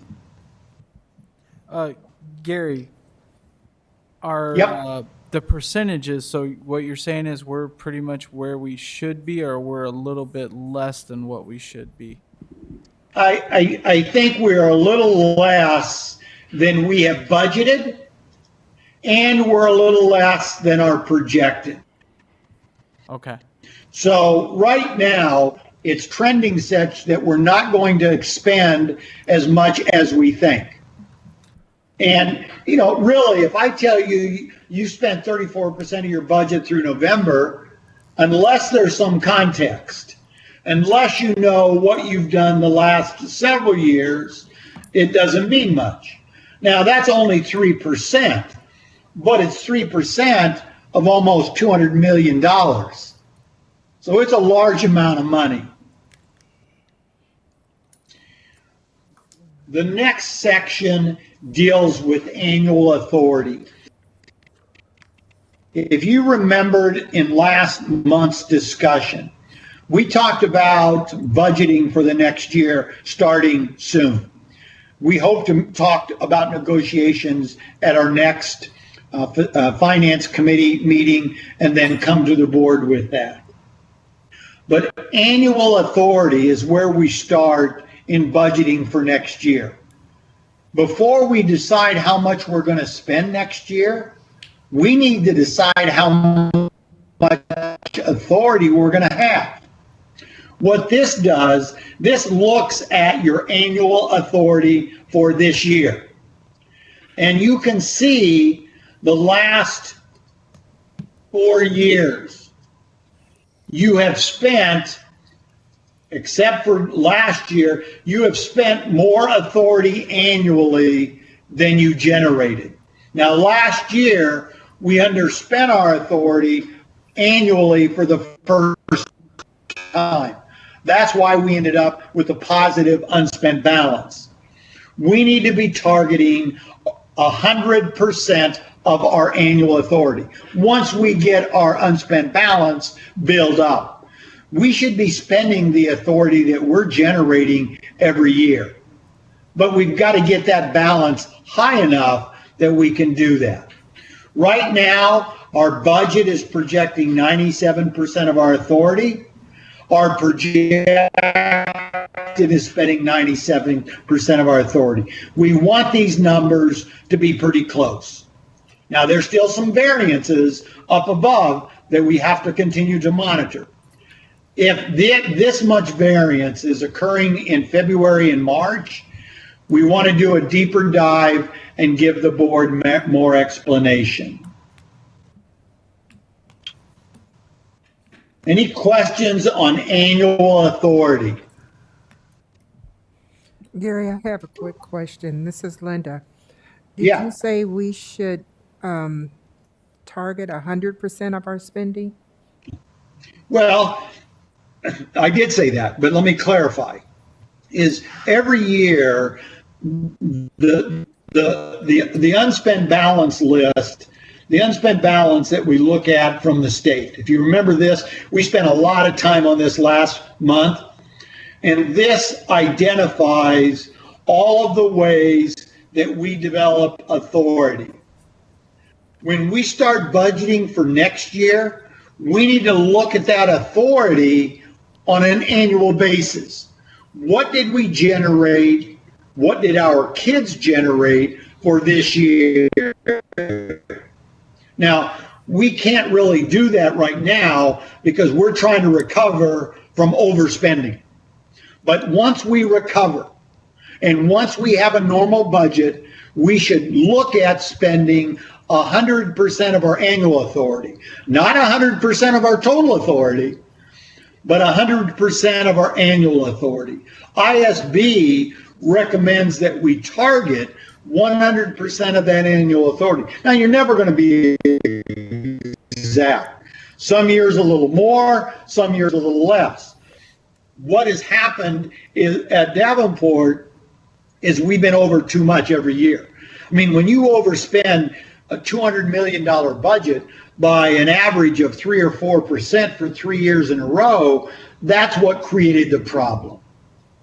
But to answer your question again as clear as I can, once we get our budget to the level that is acceptable for unspent balance, we ought to start each year in looking at what is our annual authority that we have to spend for the next year. The next one looks at solvency. Remember, solvency is simply at the end of the year, how much cash do we have that's not obligated? Not how much cash do we have, because we may have a lot of cash, but a lot of that is obligated. All of your categoricals have some carryover. Those dollars are obligated. You owe some bills. Those dollars are obligated. Solvency is assigned and unassigned. What dollars do we have that are not obligated? And you can see that there's a ratio, and that ratio is simply a formula that was designed. You don't need to know the formula. You need to know that this solvency needs to be 5 to 15%, not to exceed 25. But as I've told you in the past, my concern is not so much about the level of, but the leveling of, that we get to a level that we can maintain. Now you can see that it dropped pretty significantly from 16 to 18, and then it's been building up. But it's starting to level off, and it will do more of that. And in fact, it will drop as we start to look at our planning model. But essentially what we want to do is, you can see where we think we're going to end the year. This column is based on the budget we submitted. This is based on the year-to-date action that we know, plus what we project for the balance of the year. Now, had we projected either of these to be at 2 or 3 or 15 or 16, we'd want to say, wait a minute, what's happening that's causing that big variance? We want to focus on the leveling of all of our key measures. This is a healthy position for the district, but cash has been healthy for the district. Questions about solvency? Gary, this is Karen, and I actually have a question. How long do you think it's going to be before we get our UAB at an acceptable level that we can move to our spending authority of 100%? Like next year, do you think we'll be at that point, or 2 or 3 years? I mean, just roughly. I think that probably not for 2 to 3 years. I think next year we're going to have to be we've got to build it up a little higher. I mean, we're not going to end probably at a level the board wants to be at. So I think we've got another year of trying to get that under control. My concern, I think, had things been normal, I think by year 2 and certainly 3, we would be fine. But with the environment we're in right now, we dropped 459 kids. We've got a budget guarantee of 4.2. We don't know supplemental state aid, so I'm a little leery to say that we're going to be at probably that annual authority analysis in 1 or 2 years. I think it's going to take 2 or 3. But I'll tell you this, next year, I'll be working with you when we project next year's budget. And we will start with that annual authority. And we'll start discussing that and saying, now our unspent balance isn't high enough. So of that annual authority, how much are we not going to use to build up our regular unspent balance? Okay. That answer your question? Yes, thank you. Okay, yes. Gary, this is Kent. Yeah. On the solvency ratio, the workshop that I participated in last week, they talked about, and you've talked about it too, not going over 25%. However, they did say that out of the 325 school districts in the state, 107 of them are over 25%. Would you review again? You talked about how that hurts the current students when you go over the 25%. Okay, it's actually a separate issue, but that's a great question for us to talk about. What I've talked about before is your spending authority. If your spending authority continues to grow, that means you're not spending that annual authority. It is my belief that the kids that you have each year generate that annual authority, and that's what you should be spending on them. If you don't spend that annual authority on them, particularly if it's too large, I think that becomes a problem. If your unspent balance grows to be a very large number, I think you've got to ask, why are you generating that authority? It's to educate kids.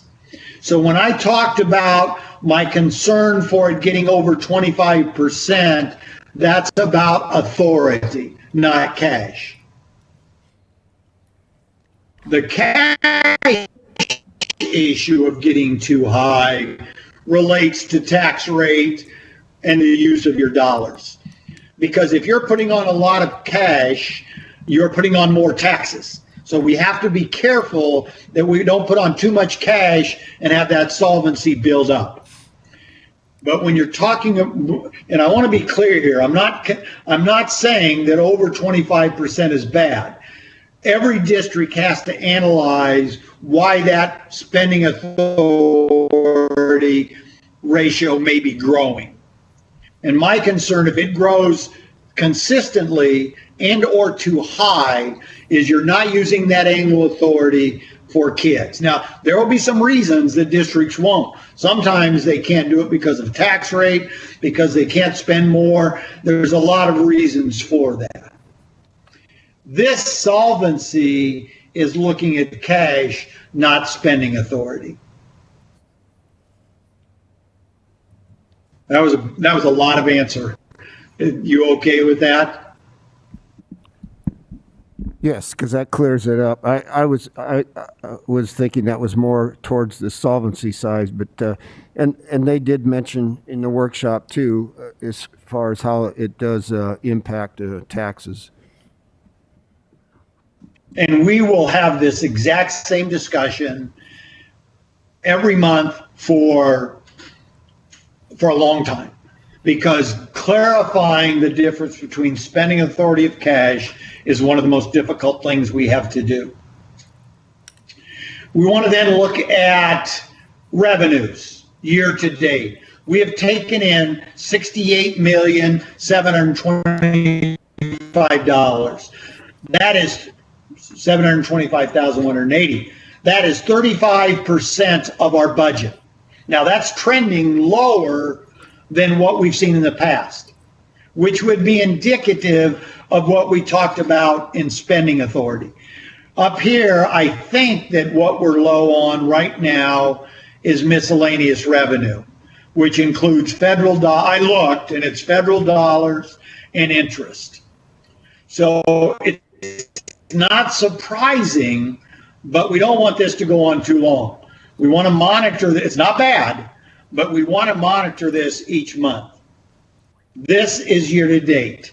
Now, if I tell you that we've taken in 35% of our budget, unless you have a context of the last year's same month, it's not going to mean much to you. Question about solvency and revenues. Okay. Last April, your board approved what's called the certified budget, and you certified that with the state. You had a budget hearing, you had a chance for people to give input, you published it before, so it's a pretty big deal. And essentially what that is you telling the public the maximum you're going to spend this year. Unless you amend, that's legally the maximum you can spend. Now that is broken into 4 areas: instruction, support services, non-instruction, other, and total. Now this is not just general fund, this is all funds. Activity fund, hot lunch, PEPL, general fund, everything. So you tell the public the maximum you can spend in each of those. So for instruction, you told the public you're going to spend a maximum of $126 million. Now, when you look over the last 5 years, you can see what you actually spent. Year to date, we have spent 32% of our certified instruction budget. When you look at where we have been through November of the last 5 years, we were considerably higher. We're in pretty good shape. What this will tell us as we progress through the year, if we need to amend the budget. If we see that we're going to overspend in an area, we need to amend the budget. For support services, we certified that we're going to spend $59 million, and you can see over the last 5 years, in most cases, we spent less. We are spending less in some areas. That's 43% of our certified budget. A little higher than we like to be compared to the last 5 years. The next number will obviously jump out at you. This is non-instruction programs. This is hot lunch. And if you have a before and after care program. We certified at 427,000. And you can see over the last 5 years, we were in excess of 7 million. Lisa did some reviewing and found that there was an error in the certified budget. That in fact, we left out some of the areas that we needed to certify. So what Lisa will be doing is bringing to you in January an amendment. Now, need to be careful because we're going to increase what we can legally spend. It does not impact taxes at all. It simply allows us to tell the public the maximum we're going to spend. So this is really a result of just a clerical error that occurred on the certified budget last April. We're going to fix it as soon as we can. There's no reason to wait until May or June. We're going to fix it in January. We'll tell you what we're going to do. We're going to tell you why we're going to do it. We'll publish a notice of that change, and then the board will be asked to approve it. So these 5 areas, and really right now when you look at the total, we're at 37.7, which is a pretty consistent where we've been over the past several years. So every month, the board's going to look at where are we compared to our certified budget. Because this is one of those legal requirements. Unspent authorized budget is a legal requirement, and not overspending your certified budget is a legal requirement. For certified budget, we can amend our budget up until June 30th, and we're going to do that. Any questions about the certified budget piece? Gary, under other, we've spent 55%. Why is that column so high compared to past years? Well, you can see, and we're going to have to review this, you can see that what we certified the budget at, this is typically construction and facilities. So this is something we're going to have to monitor and see what that, we certified much lower. You can see that. So did we complete a lot of projects in July, August, and September? Is that why? Are we about done spending for these? Or is this certified too low? When I first saw this, I thought that's too low because we spend more on PEPL. And PEPL is mainly spent from here. I suspect we'll find out this may have certified too low. Okay, thank you. Yeah, but here's why this report is important. This is December. We're talking about this in December and not in June or worse yet, July, August, and September that we overspent. If this is a great question. Karen, was that who asked that? That's a great question. Yes, it was. If that shows there again next month, as a board member, you say, wait a minute, that's 2 months in a row. What's going on? Why aren't we taking care of that 493? This page is giving to you the information that you need to know and or need to be asking about. Our unspent balance, our annual unspent balance, our solvency, and our certified budget. Okay? Any questions before I go to the next report? Gary, I'm sorry this taking a little longer than I had thought, but it's really key information that we want to know. Gary, this is Linda. Is that also the same explanation for support services? I don't think so. I don't think it is. I think when I look at that, it brings up a question but I think we're just spending less. So we're going to monitor that and see if that continues to run a little higher. All of these are things, when you look at it, we're spending about the same we have for the last 5 years. I mean, the average is 25,193.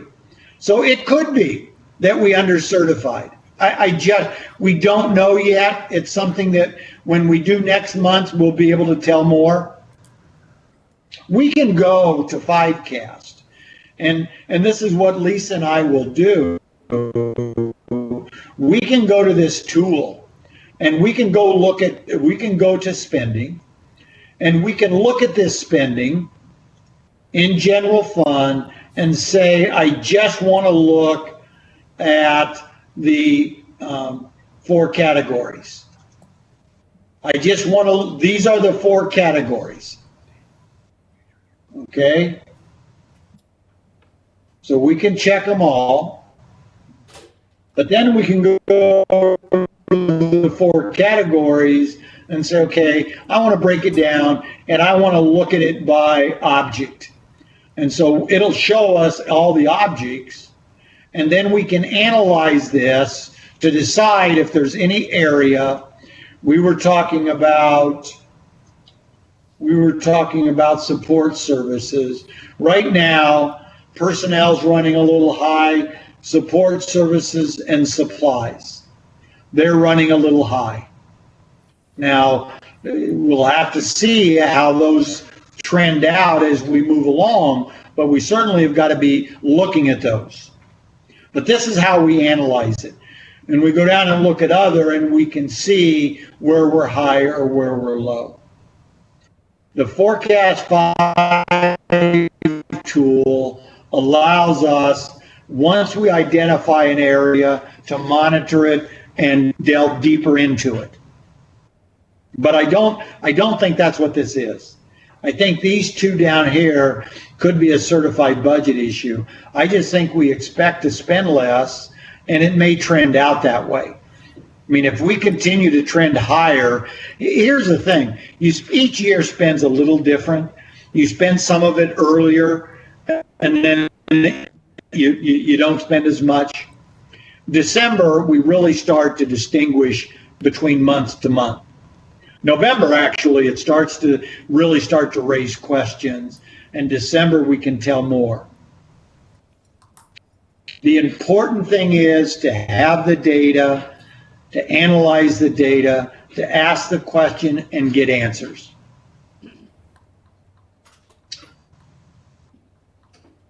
The second report is one that I think the board will relate to more, because this looks at a cash versus revenue, a cash versus spending. So what it does is it takes revenue, it breaks it into local, state, federal, and other. It tells you for fiscal year 21, how much have we taken in from local dollars? And what percent of our budget is that? How much have we taken in state dollars and percent of budget?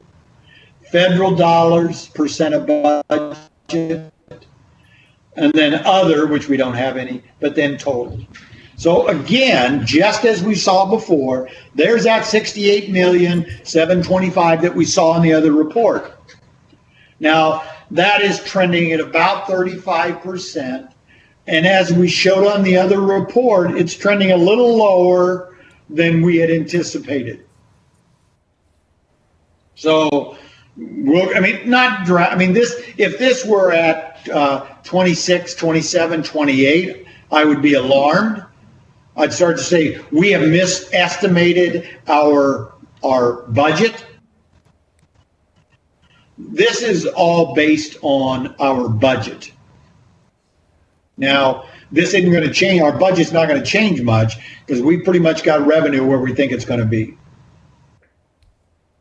But giving you context, if I told you that we've spent 35% or we've taken in 35% of general fund, unless you have some context of where you've been at the same month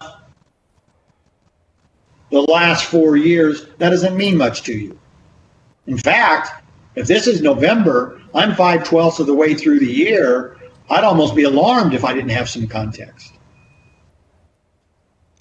Then we go to the expenditure side, and we break that into salaries, benefits, purchase services, supplies, property, other, and total. So you can see that we spent 35% of our salaries year to date.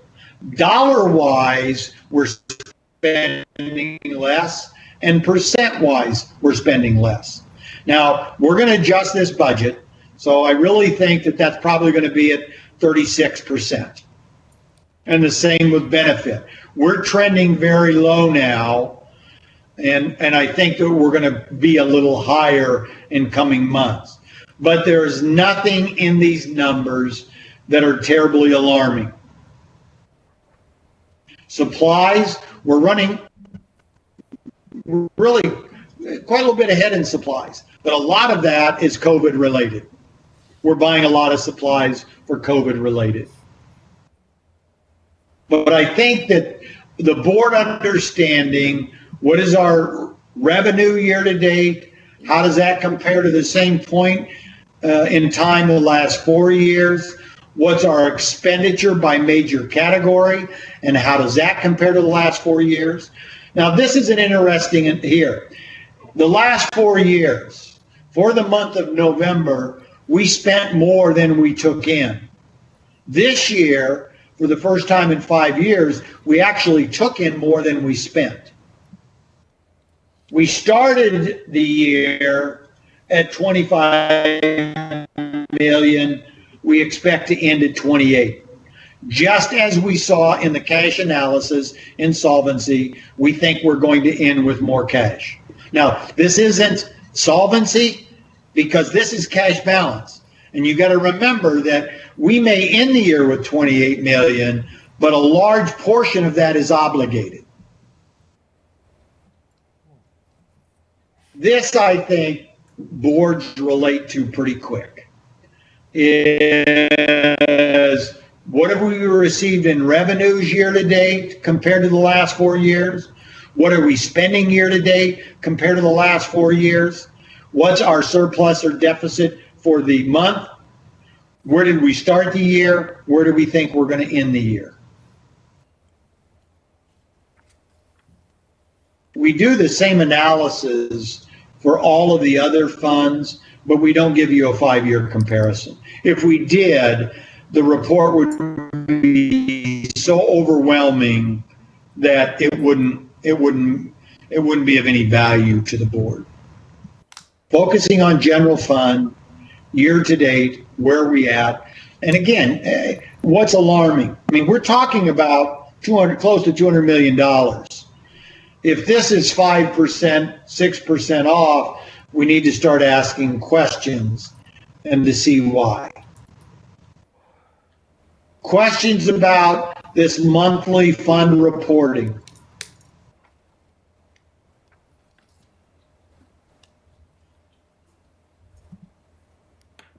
Okay, this will not take as long each month because once you start to understand it, it becomes easier. The other thing I would share with you each month is an analytic about the district.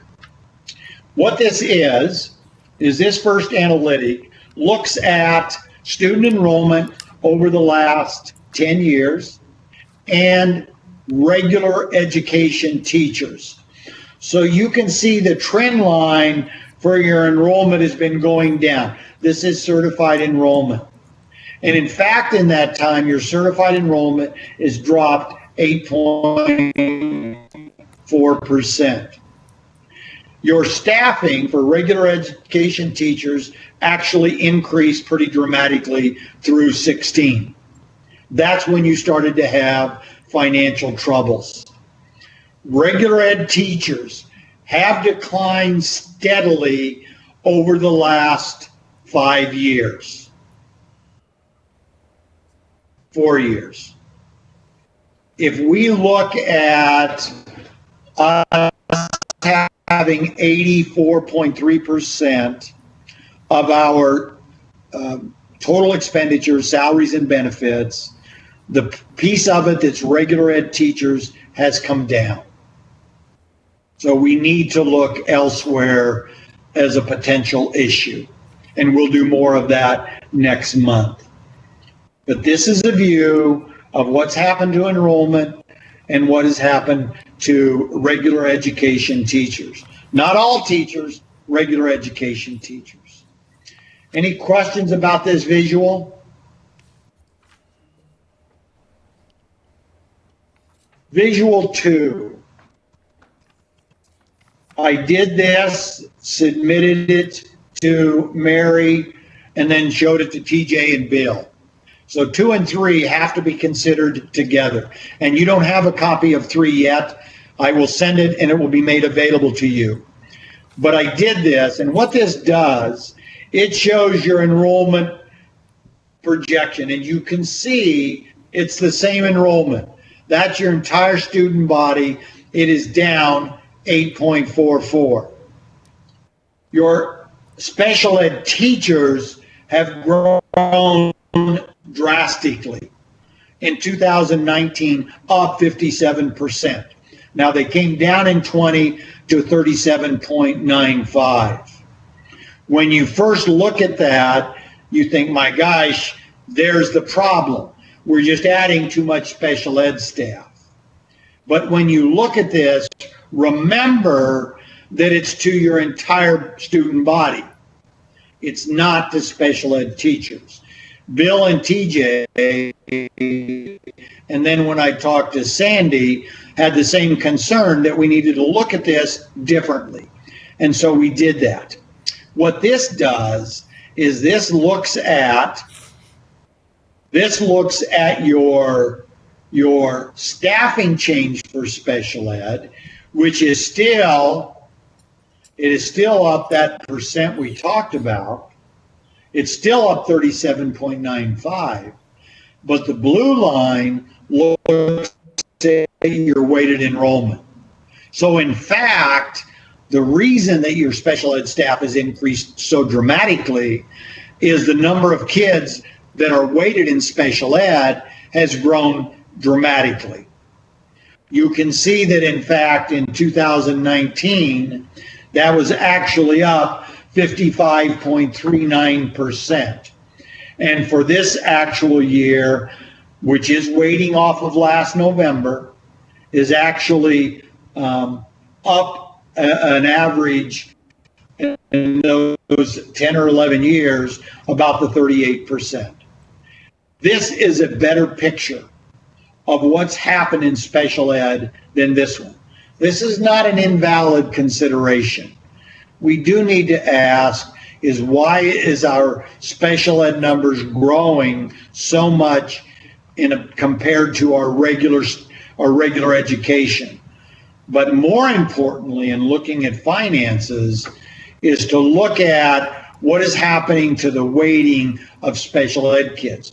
I do think when we get the count of special ed, when we do our beds, I think you'll find out that it's going to grow, that we're going to cross here, that due to the issues that Sandy and her team are identified, we presented that last month, the increased violence, the increased compliance issue, the equity issues. That in fact, this year, fiscal year 21, we've had a decline in weighting, but probably an increase in staffing.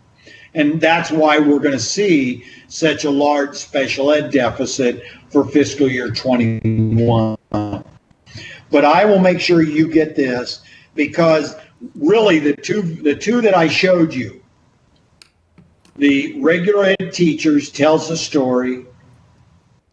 The special ed staff compared to the entire student body tells a story, but this is really the rest of the story that gives you a better picture of why special ed staffing has grown so much.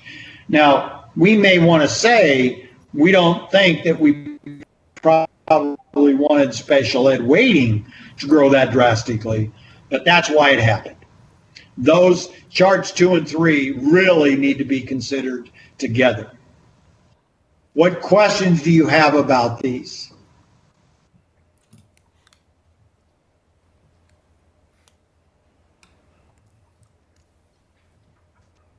Okay. By the way, the first two come out of forecast 5. And that's probably why I just pulled this. But Bill Decker and TJ's questioning and request to look at the data in a different format is why we came to the third one, which is great that they did that. Okay. Hopefully next month this will take less time, but it's something that until the district gets on a sound financial basis, we need to analyze this thoroughly every month.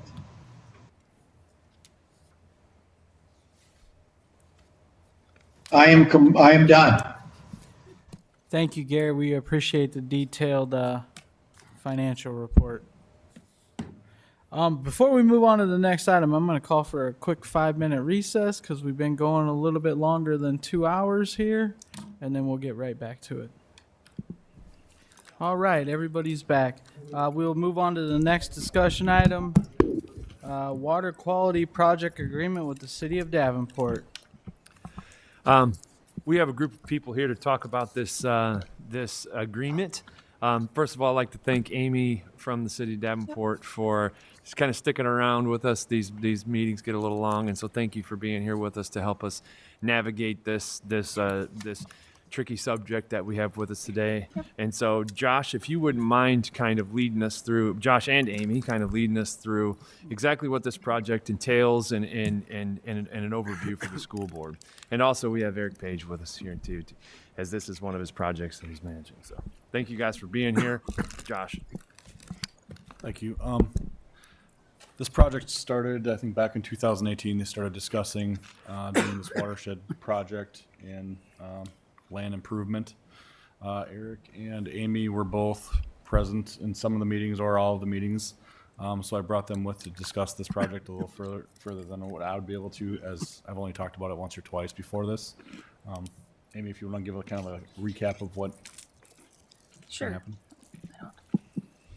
Well, thanks for having me. A little bit of background, I'll try to be brief. We've got some sanitary sewer projects going on down at the wastewater treatment plant. And as part of that, we get some loans from the government. And in relation to that, there's an SRF program, State Revolving Fund, that essentially gives us back any of the interest dollars we would have paid on that sanitary sewer loan for us to put in a clean water project to improve water quality. So for our 1930 sewer separation and then our UV disinfection projects that we have at the plant, both of those gave us about $800,000 in clean water funds to implement sponsored projects or these clean water projects in town. And so one of them early on, we were thinking about doing a wetland over by the baseball parks on Kimberly and Wisconsin. It turned out the design for that wasn't going to work, and so we have our current configuration, which is a stream bank stabilization project and then a prairie restoration on about 19 acres of the 55 that the current tenant farms out there. And one of the goals in that was to have a partner and continue the partnership between the city and the schools. We've had water education with different grade levels over the past several years in conjunction with some of our state permitting. And so to continue that and bolster it and provide some potentially value-added education opportunities for kids in chemistry and biology, and some other field exercises like that. We thought if we had this area, we can potentially do field trips once again, get kids out there in the field. The project improvements would be planned and constructed by a contractor through the city. All the bidding would go through the city. The maintenance and repair agreement verbiage indicates that the school would have no responsibility for any maintenance dollars or time or hours. It would be solely on us. We have in-house staff that are trained in, pre-construction once the initial stuff is done, so we'd be able to take care of that. And then there are several other projects in conjunction with those funds. This would just be a portion of it. And it did start in 2018 when we first started discussing it with the previous facilities supervisor or manager, I'm not sure. And so with a lot of the turnover, I think some of the information had been lost over the last couple of years. So we're just looking for some confirmation, if not tonight, next meeting, hopefully, that the school board is in agreement with this project or has interest in it and wants to see it move forward. And if not, at this point, we would kind of pull the plug on that design and move on to some potential other projects. But we're really excited about this one and the potential opportunities it holds for us and students in that kind of interaction.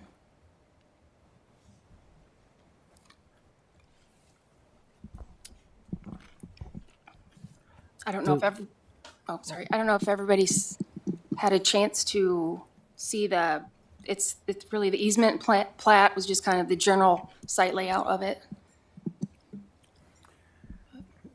How's this property currently zoned? Is it? That's a good question. It's probably zoned ag still because it's in a largely agricultural area. Okay.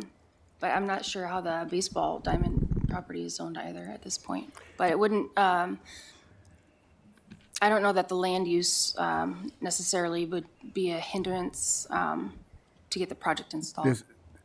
This is in city limits, correct? Yes. Yeah.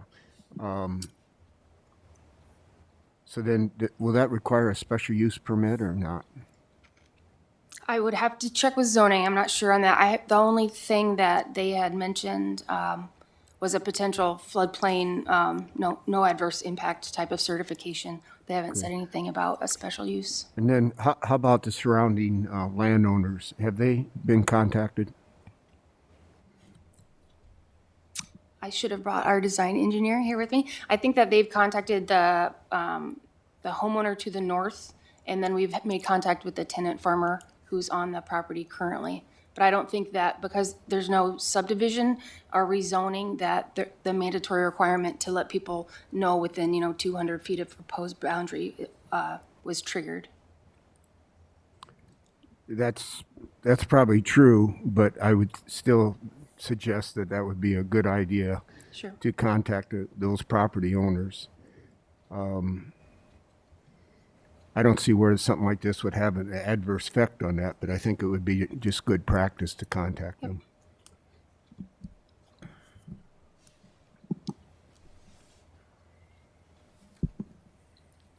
Did I miss anything? Or is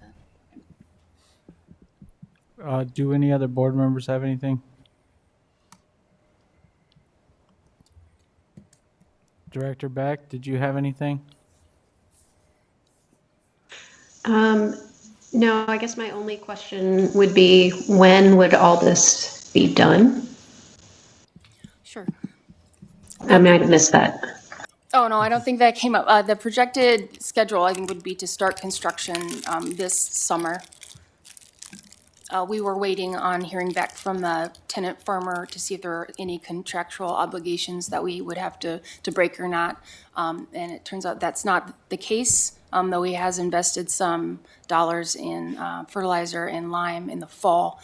I'm meeting with our director tomorrow to see if we can help compensate him financially for that part of it.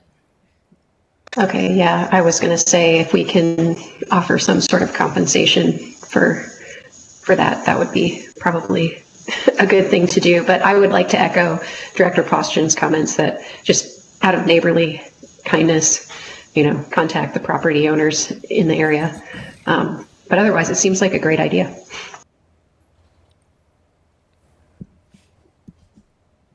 Anyone else? Just, Director Poston? yeah, and again, concerning the property owners, I mean, if you look at the overall picture right here, that is coming right up close to the neighbor to the north, right up, I think, it looks like right up close to his house. So, again, I think it would be a good practice to contact them. We'll evaluate the neighbor situation tomorrow and get right on talking to them.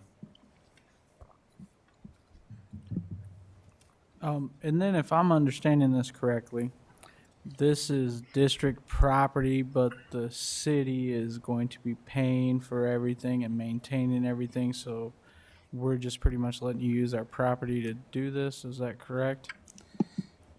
That's correct. So it would be either put into a perpetual conservation easement to keep the use, and thereby the federal dollars invested in it. I'm sure there's a period of time where they, and I can get the information too, where they require the practice to stay because they're making that investment. And then there could be any number of solutions long-term if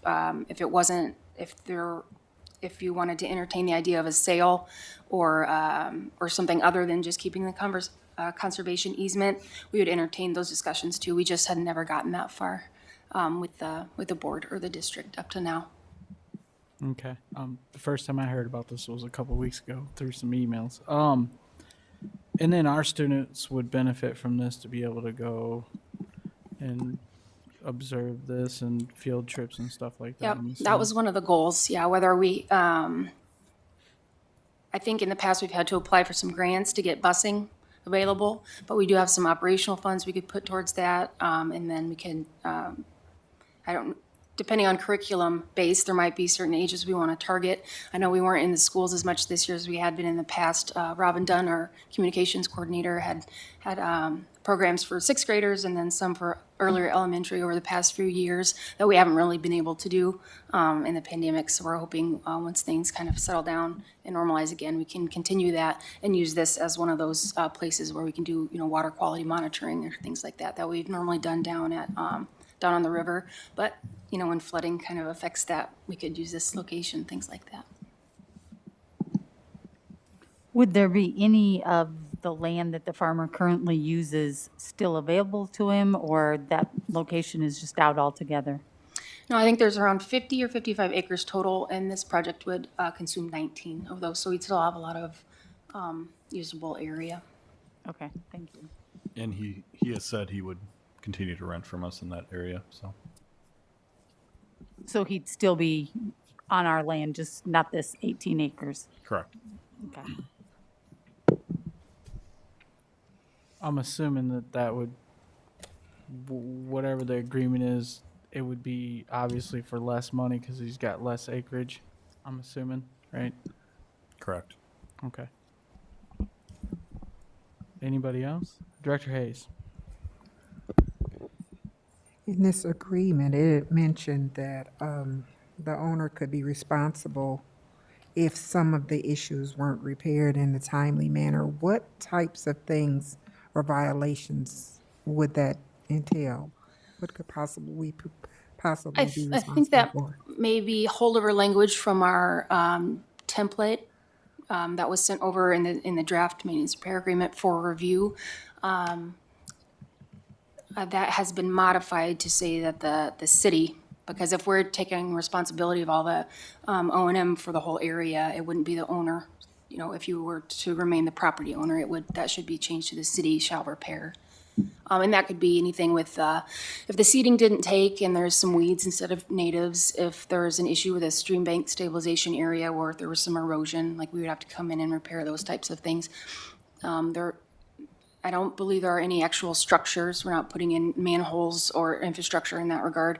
There will be like a low flow rock crossing through the stream, and that would be the only quasi structural component to do repairs on. So that would have to be changed, and it wouldn't be owner responsibility. Okay, thank you. I'll double check on that tomorrow too. Director Poston. In the explanation here, then it, later on, it talks about, the National Guard motor pool and turning that into parking lot. And I'm not quite understanding how this is tied together with that. Sure. We had some earlier conversations, I think, with Mike, indicating he would also be interested in having some type of bioretention cell or water quality treatment area coming off of one of the existing parking lots, kind of in exchange for being able to redo the National Guard parking lot area. Our current ordinances require stormwater quality treatment and detention for any new impervious surface project over 5,000 square feet, which this project certainly would be. However, it's in the floodplain, and we don't allow detention in the floodplain because that's already detention for flooding. And so as part of kind of a swap for some of that, instead of having to pay a full waiver, because there's a fee waiver if you can't put in detention, was to install a practice somewhere else on the Brady Street area to help kind of compensate for that as an exchange. So that's where that ties in. We haven't gotten final approval from the SRF and DNR teams to install that one, but we just wanted to mention it because it was part of our original proposal and maybe coming down the line. So the two are tied together, or are they two separate projects?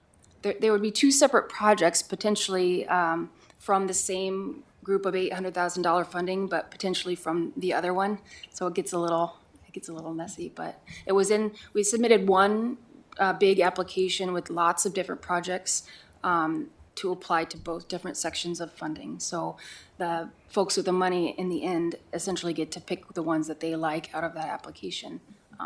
So one that we submitted had to do with Brady Street Stadium. We just don't have final confirmation that that's when they're going to fund. Was that at the end of that memo? Okay. Well, as a fairly new school board member, I guess I'd like to get more up to speed on what's going on with the National Guard area and what our intentions are. Does everyone on the board know what the intentions are for that? Maybe I missed it along the way. There was intentions there to move operations and the bus operations down to that area as well. Some of that's been put on hold a little bit at the time. We're discussing long-range facilities plans, the 10-year plan, as we speak, kind of.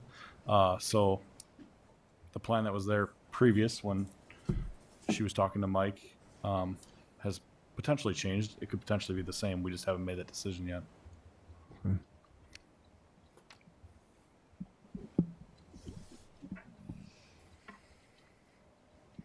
Anybody got anything else?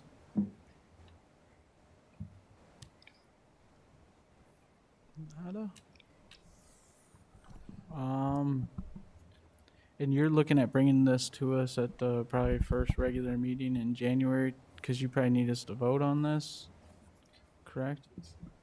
That's, I believe, the plan. I think you guys need an answer, so you can either move on or do the project. Yeah, we need to get a formal approval, even if it's a verbal from the board, and then we can work on getting agreements signed so we're very clear on who's doing maintenance, what schedules are, and things like that. We want to make sure that communication is open. And if there's some other type of agreement that the board has as a typical with any property type of agreements, that's fine too. We would just sort of need to see that and then have our legal team also look at it so we can have all the verbiage that needs to be in there. Okay. And the city's already spent quite a bit of money on this, I'm assuming. Right. We, starting back in 2018, we got, I don't know what to call it, very strong support and assurance that the project would be able to move forward. And so we are using some of those SRF dollars. Well, it will be reimbursed, I think, up to about 76,000 already on the survey design and things like that. So we do have some dollars invested. And so, of course, we'd like to see it move forward. Thank you. I guess to get a sense from the board, what other information would you like to feel comfortable with voting on this the next meeting? And then I'll just go around the room and Karen, you look like you wanted to say something. Well, I guess then I want to know by the next time I vote how the Brady Street, that area over there, how that ties into this. It seems like, well, one time we talked about it, but are these two separate things, or is it one giant thing we're voting on, both properties? I know, I realize you just said it's in a long-range plan, but is it short enough that we could make that plan or assumption on it in the middle of January? We'll have to discuss that further. I'm not sure because there's a lot to go in that long range plan and it takes a while. I can't do that in 3 weeks, but I know they're two separate projects. Yep. Yeah, for the sake of the discussion on the stream bank project on Wisconsin and Kimberly, I would say they are completely separate.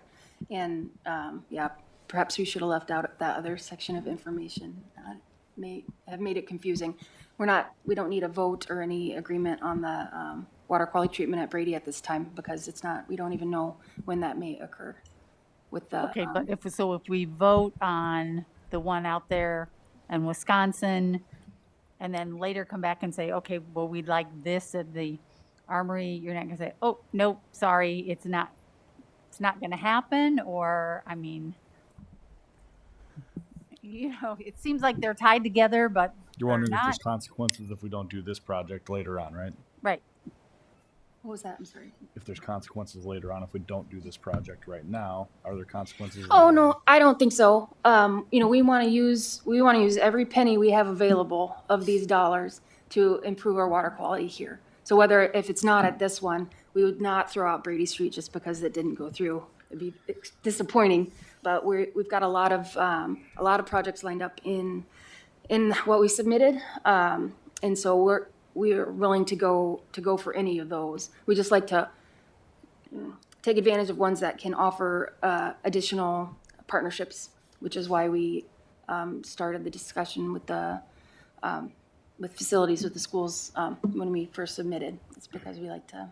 So if we agree to this one out on Kimberly, we still could discuss 6 months from now the National Guard area, and that would still be a possibility for us. Yep. Got it. Okay. Kent? Well, not to throw some more things into the mix, but we're talking about 18 acres. Of course, there's a creek that cuts right through it, but the other option for the school district is to sell that and use it somewhere else in our budget. But I understand the value of having that as a from a teaching standpoint, as far as having kids go out there and look at it. So I think we have to weigh that also. But bottom line for me, I will not be in favor of the project until I know that the adjoining property owners have been contacted and they understand what's going on with the project.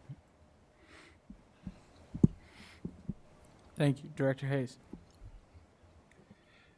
Before I could go further, I would really like to see number 6 revised to make sure that the district is not responsible for any of that. If the city's going to use it, that they're going to cover all costs. Yep. Director Snyder. Yeah, I think this is a good partnership for the city and for the district. And if it gives our kids an educational opportunity, as long as it doesn't affect the farming and the neighboring properties, as well as affect or have any effects, on erosion or other types of other runoff issues, then then I'm all for it as well. Director Potts? The county has a agricultural land use policy about not having prime farmland converted, correct? Does these 21 acres fall under that category, do you know, or are they outside of that? I'd have to do some homework on that. I know they do have some agricultural protections that are primarily within the county outside of the city jurisdictions, because I think long-term planning from the municipality's perspective does have some of those areas in the future zoned differently. So there may be some overlap on that fringe, but I would have to check, but I can find out. The only reason I ask, I'm okay with the project, but I don't want to find out or have you find out halfway through that the county had to issue a variance for you to take this agricultural land out of agricultural production. Sure. Director Beck? I would say anything that's designed to improve water quality and conserve the watershed is something that I'm going to be in favor of. It's a win-win if we can add an educational component to it. But I do think it's important that we let the neighbors know and that we make sure that the primary goal of this project then is conservation and protection, and that we write that in somehow. Thank you. Superintendent Schneckloff, you had something? Yes, I want to, and many of you have the historical knowledge of our long-range facility plan brought forth. You guys had wonderful, great discussions about what should be on there, voted on, and we move forward. And so I think this discussion brings up a very valid point. And one, Amy, I want to thank you so much for being here, spending the time, bringing your expertise, because you really helped bridge a gap. There's quite a few new people here. And one of the things that I think will be really critical is we have paused a lot of our spending in the current time that we have. And that allows us to build new budgets as we move forward. This was an agreement that we had with the city. One of the things that we have to maintain is keeping our agreements, but how do we move forward with the direction that we're heading now? So it's going to be vital that we bring that long-range facility plan here before the school board to have discussions on and then be voted on, and then remember that that's the direction that we're heading. There was lots of discussions that many of you remember about the National Guard and moving and selling properties and things of that nature. So it's not something that is sneaking up on anybody. And that's a good reminder that we need to continue to bridge gaps with information. The way we onboard our board members would be pretty critical about, hey, here are the projects, the list of projects. So that's something that, as I'm listening, that's pretty important to know that at one time there was a conversation that if we do move down to the Iowa National Guard area facility, can we use those point? In my mind, I see them as points. Yeah. So you, Amy, you correct me when I'm finished. But that'll allow us, when we're building that project, to really stay within what's healthy for Scott County. And one of the things that's going to be very important, and I'm going to continue to reiterate, is that we continue to onboard and update that long-range facility plan. We have began to have conversations about that, but that's all that's happened. And so that's a huge next step for our district, and that's a conversation that's been had. And I just kind of wanted to reiterate where we've been with that and where we're going. And that absolutely was a project that was on our long-range facility plan. And so that needs to be updated. So I can definitely get information about that. Josh, one question. Do we own that entire farm ground there that the baseball diamond's on? Yep. Yeah, okay. Thank you. All right. I'm in support of this as well. I do agree that the adjoining property owners should probably be contacted. They should be contacted so they know what's going on as well. Does anybody have anything else? Seeing none, we appreciate you spending all your time here. Hopefully the mayor compensates you. Yeah. Thank you. Yep. Thank you. Thank you. Next discussion item is policies. Director Beck, you're up. Okay, I'll try and make this as quick as possible. Let's see. I don't know if it's possible for me to share my screen. But you guys have in front of you a couple of documents. And the first one is, Joe, is it possible for me to share my screen?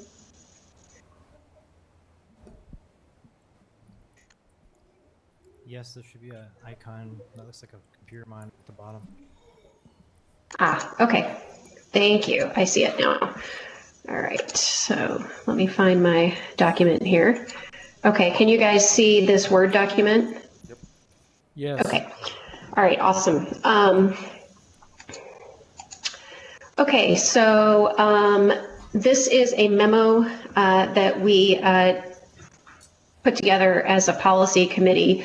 And as a policy committee, we discussed sort of the best way to go about converting our policies to a standard format that fits with what the rest of the state is doing and also takes advantage of the research that the IASB does. And so I know I've talked previously about how we wanted to basically convert our numbering system to the IASB numbering system. And there's a couple of reasons for that. Number one, it will make it easier for the public and for people in our district to find policies because the numbering will be consistent with other districts. And number two, anytime an update comes from the IASB, it has a number on it and it's easy to slip it into the right place if we have the same numbering system. So a couple of reasons for that. So what we did, we had originally sort of started going through bit by bit and realized that that wasn't the most efficient way to do this. So in this memo, basically the goal is for us to present to you a segment of policies at each regular meeting, and we will discuss them. If you have any questions, you can ask them. And then towards the end of the academic year, we will wholesale adopt the IASB numbering system and policy titles. And that way we won't be leaving anything out. We won't be forgetting anything, and we won't be throwing an entire policy manual at you and at the public at once. So the first segment we did was the 100 series, which we've kind of had to talk about piecemeal because a lot of those were mandatory policies that we had to get updated right away. So that's why you're being presented with the 200 series tonight. And basically what the policy committee wants you guys to know is that you'll be presented with this document, a document just like I'm showing you right now, and it'll be your job to look through the IASB policy number, and I'll show you the document where you can find that. And if you want, compare it to what we currently have. Now, each of these IASB policies here has to be customized to meet our needs, putting in our name, who things report to, that type of thing. But what the policy committee is doing is putting together a cross-reference so that you can see exactly what language we currently have in place if you want to look at that. And that way, we'll have the ability to discuss this at our regular meetings, but we won't have to take an hour or two to go through each one of these word by word. And so each regular meeting, you can expect to get a table, something like this, that has the new policy manual. We'll have these policies with some minor exceptions. For example, we have a secretary treasurer, so we will not have two separate policies there. And if you want to know what our current language is, you can look at the Davenport policy number or see if it's missing. If there is a blank space here, it's because in the IASB manual, it's typically a heading of some sort, so there's not actually a policy associated with it. So that's basically what we're doing. And that way we thought everybody will get this package before the meeting. You guys will have a chance to look through. as a policy committee, it's our job to go through these IASB policies in detail and make sure that they meet our needs. And then as a board, we can all decide together or review together what the current policy language is.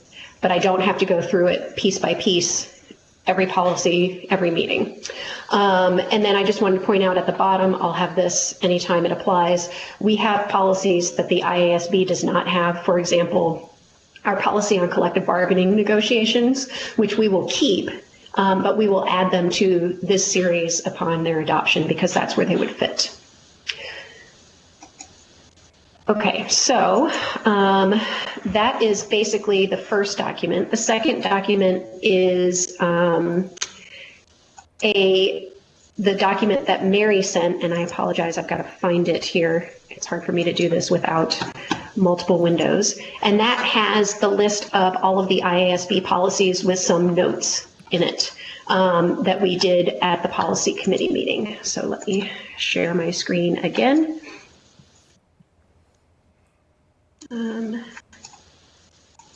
Okay, can you guys see the IASB Series 200 document that I'm showing? It says organizational meeting procedures. Okay. Yes, we can see that. So, okay, good, thank you. It keeps going away from me. All right. What you will get in your board packet each week is essentially a document with all of these IASB policies with any notes that we've put in. So for example, there's an organizational meeting procedures document, but their list of items or events that occur during a meeting are not necessarily the same as what we do. So we would just list our past practice and insert positions, titles, and things like that. I also wanted to make a note that the IASB uses a numbering system where if they have sort of a sub policy, they call it an R or regulation.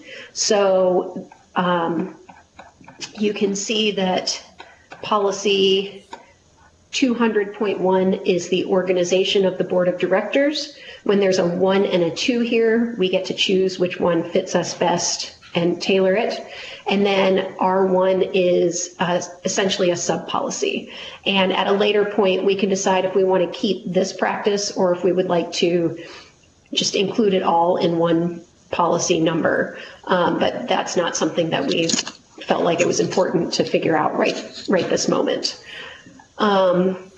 So that is sort of the first part of this. I'm going to stop presenting and open up this to any questions. I'm hoping I explained well what we're doing, but if anybody has any questions about how we're going to go about presenting these to you guys, I'd be happy to entertain them. And I'm going to delegate calling on people to President Goza since I can't see people. Director Klein Jerome. Director Beck, is there any way we can get these? I don't want to get this Friday to have to discuss Monday. I'm one who thoroughly reads everything, and that just was not enough time for me to look through this. So I would just like some more time. Yep, and that actually was initially our plan. We sort of came to this, sort of finally figured out the best way to go about doing this, and we wanted to make sure we presented to you guys what the procedure was going to be before we waited another meeting. But the nice thing about this is we do have plenty of time. If you do have questions between now and whenever we're ready to adopt the policy manual, we won't be voting on these till we're done with all of the discussions, right? So for example, the question you asked last meeting about who we release records to, we're still trying to figure out that information. But since we don't need to vote on it right now, we have some time to figure that out. So yes, I'm happy to, in the future, try and make sure that we get these out to you in a more timely manner, or to bring them back up for a second discussion is fine as well. Thank you.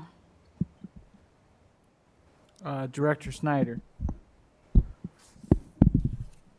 One of the big advantages to going to the IASB policy manual, as Director Beck stated, is just easy access, so our numbers align with theirs. If you look in a lot of other school districts, in fact, almost every other school district around us, they use the IASB policies as well, so it's easier for people to find them. Plus, when you think about it, it's just downright common sense. I mean, we pay IASB membership dues, and that's part of what we're paying for, is for access to those policies. They have a team of people, they run them through their legal. When there's updates, they notify us. They do a lot of the homework for us. When it's code, when laws change, they're on it. I mean, they have the capability to get on these quicker than we do. So it just makes sense as a district to let somebody in that position kind of handle this for us. So it's just kind of some clarity as to, another reason why we want to move in that direction.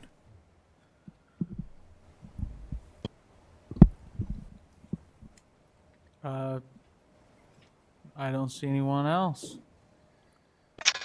Okay. So if what I'll do is make sure that we try and allow a little bit more time for these, as Director Klein-Jerome pointed out, it is a lot of information. But now that we have the system in place, everybody kind of knows what to expect and how to read that document. The other nice thing is that the public can see that document, that table, so they know exactly what we're going to be doing and what currently we say. So the second thing that we do need to discuss tonight is policy 907, and that is on district operations in an emergency. And so we have, it's 907 now because we're using Davenport numbers until we switch over completely. But this is a policy that came out from IASB, essentially replacing the resolution that we passed earlier. And I know Director Klein-Jerome, you brought up the resolution. We would like to put a policy in place before we rescind the resolution. That's what the policy committee thought would be the best option, to make sure that we're not leaving out, we don't have a gap in authority. And so with this public emergencies policy, essentially the language is pretty standard. We have a couple of things that we do need to discuss and make a decision on. We're not voting on it tonight. But in this first part here, basically the idea is who is going to determine whether to close school buildings to traditional in-person learning. And you may have noticed that on the news, sometimes you hear about other school districts voting to do that, or school boards voting to do that. Some do, some don't. So what we need feedback on as a policy committee is the two sections in italics here. So the first one, it says that the school board delegates to the superintendent the authority to determine this information, or to determine whether buildings are closed. So whether we're 100% online or hybrid or whatever the case may be. The other option is that the school board determines, but it's based upon the recommendation of the superintendent. And at this time, I'd actually like to pass this over to Interim Superintendent Schneckloff to explain sort of the difference here and the one that he thought was the best option for us. Well, I think everyone's pretty familiar with the top one because that's kind of the process that we went through in a couple of weeks ago. But the bottom one would be very similar to some of the actions that we've needed to take place, where we would call an emergency meeting, call a meeting, give the appropriate notice, come together and make that decision. Again, I'm fine either way that these things, I'm fine either one that the district chooses. The bottom one would be new for us right now. And I know that the board wants to have input on those things. And so the process that we would utilize would be, we would begin to collect our data, look at our staff numbers, and then if the decision was there that we would make a recommendation to the school board, then we would put that in front of you in a timely fashion, still complying with all of the rules that we have to bring the board together. So those are that's what we kind of discussed in our policy committee, and both of those things are something that we're familiar with. Unfortunately, calling meetings at a time like that, and that's something that you as board members are familiar with. And so, Dr. Beck, I believe that's the conversation that we have. And again, this is a very difficult time, and those decisions are very difficult. So, I'm very just in terms of from the superintendent's chair, I'm very comfortable with either one of those positions. Okay, thank you. Does anyone else have any comments or thoughts on this? Again, we're not voting on this tonight. It's our first hearing. Director Potts? Yeah, I would just ask, if we were to change, because currently we're under the policy that the superintendent can make this decision. If we change to the one where the board makes this decision, does that solely apply to our current circumstances with the COVID-19 pandemic?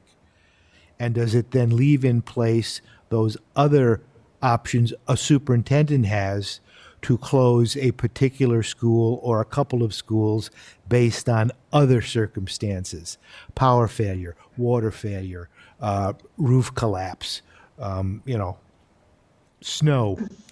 I mean, I don't think we want to have an emergency board meeting to decide to close it. I don't want to have to vote on that. We can't win. That's an excellent question. No, this pertains only to public emergencies. So there's a specific description of a public emergency that's been declared. You can see it up here at the top. At times of a public emergency declared by federal, state, or local officials. So it doesn't do anything about snow days or power outages or anything like that. It has to be, a public emergency declared by officials in that official capacity.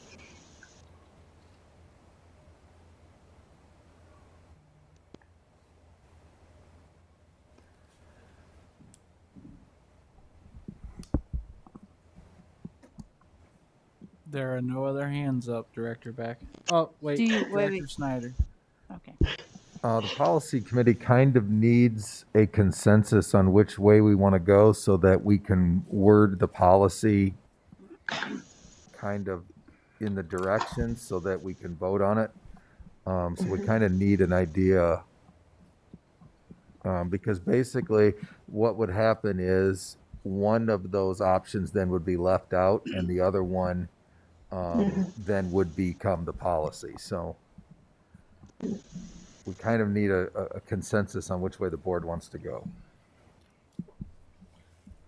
And that was my question. Do you want us to kind of state where our position is at this time? If you're comfortable with that, that would be great.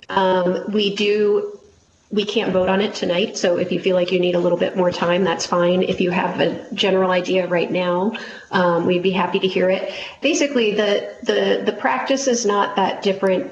The difference is that we would have to have potentially a meeting if we vote based upon the recommendation of the superintendent. But that doesn't necessarily mean that we have to come together in person to have a meeting. It can be, a quick meeting online to make a decision like this. And of course, we also don't expect this to happen frequently, right? Public emergencies are not theoretically regular happenings. So if you have some idea, maybe Director Snyder can kind of go around and see if anybody has an opinion one way or the other right now. We do still have to bring this back for discussion one more time. My opinion, I would like the second one. I would like the board to make this decision. Okay.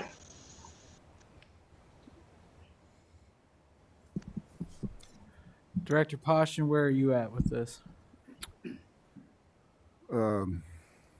I could go either way. I guess I'd take the second one. Director Hayes? I'm actually either way, but I like the first one for the simple fact, if it's an emergency, how do we get everyone together right away? How is that information relayed? So I'm comfortable allowing the superintendent or delegating that authority, but I could easily go either way. Director Potts? I think what Linda says, an emergency is an emergency, whereas we have to post 24 hours ahead that we're going to have a meeting to decide on an emergency. Actually, I don't think let me we do. speak to that. There's a policy that states that in an emergency, you can suspend the 24-hour notice as long as you make, the goal is to make every effort to post in advance, but there is a policy in the 200 series that says you can have a meeting without 24-hour notice if there are extenuating and extreme circumstances. So this would qualify. Okay, I didn't know that. Yep, we just found that out too. Which one are you good with, the first one or the second one? I think I still prefer the first one. Okay. Director Snyder? I prefer the second one because again, these are usually, or not usually, but in this instance, it's a debatable type of decision. And I think by making it a board decision based on an administrative recommendation, that we take some of that weight off of the superintendent's shoulders, that I can only assume is not wanted weight.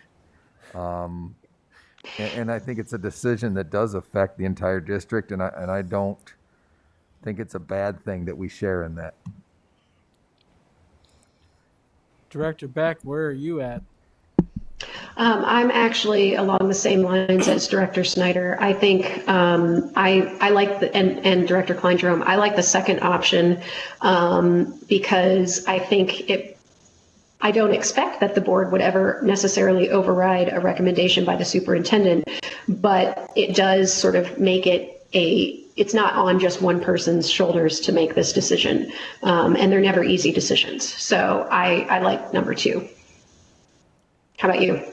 I am for number 2 as well. Okay, good.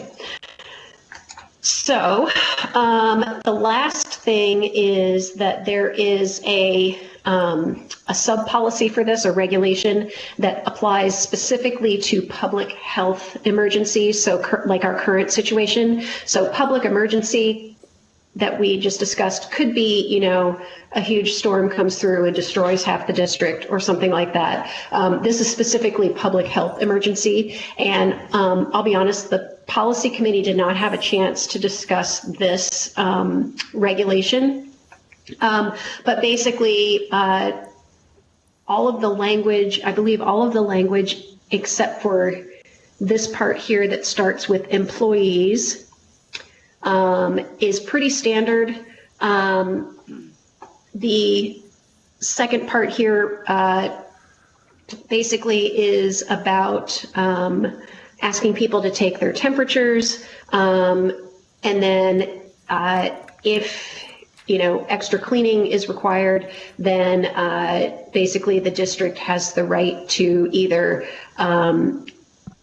refuse the use or restrict the use of school buildings and facilities, or ask them to pay for the use of those school buildings and facilities, non-district groups, so just community groups, if there's cost associated with cleaning, or, for example, cleaning supplies are in short supply or something like that.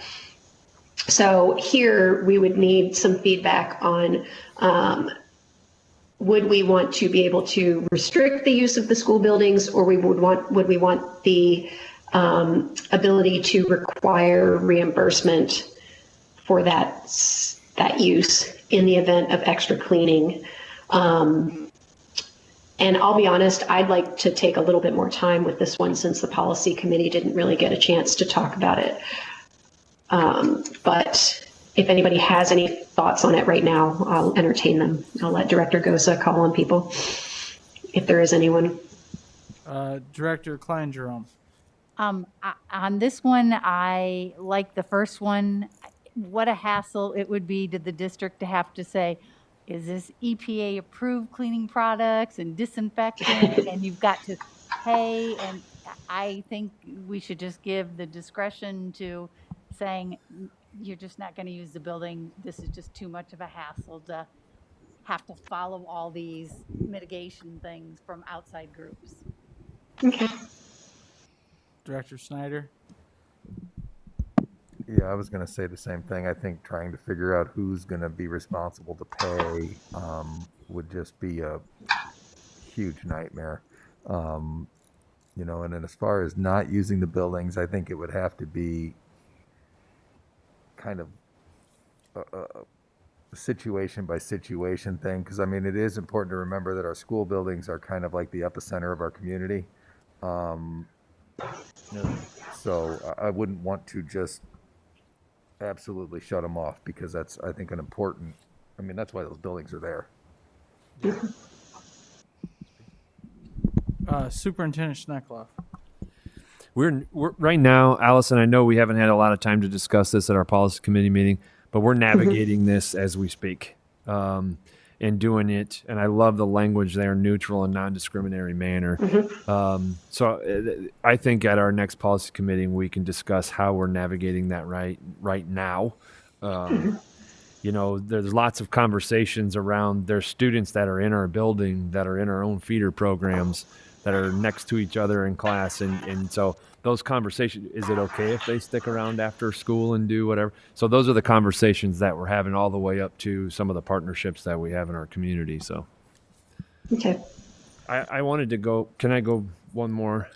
Go ahead. Bruce, back to your point of, I'm sorry, I'll try and get a little closer if that's better.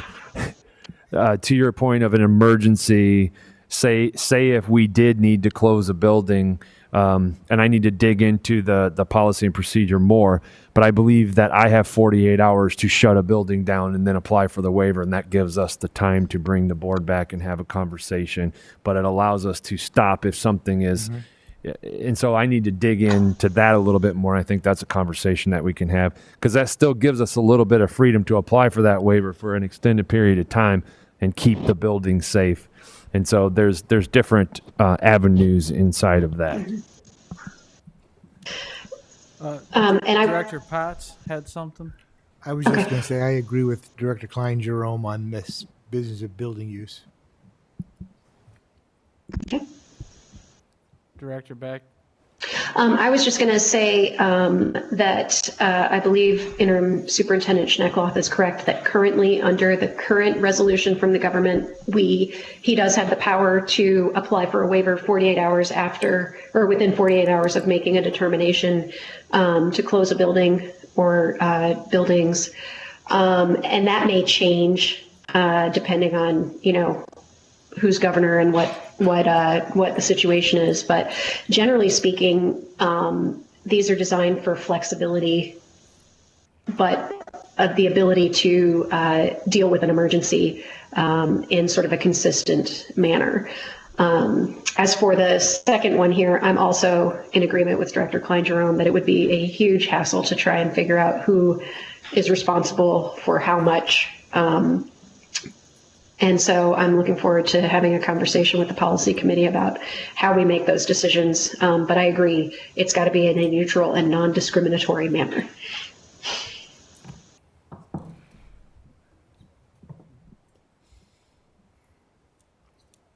So did you get whatever info you needed, Director Beck, or did you need each person to say if they wanted the first or the second? If Director Postgen and Director Hayes could just give me an idea, and you could give me an idea of what you're thinking in terms of this last one here, which one you would prefer, and then the policy committee can shore it up at our next meeting. Okay, Director Hayes. I agree with Director Klein Jerome, it would be a hassle. Director Poston? Agree. I agree with the first one as well. Okay, great. Thank you very much.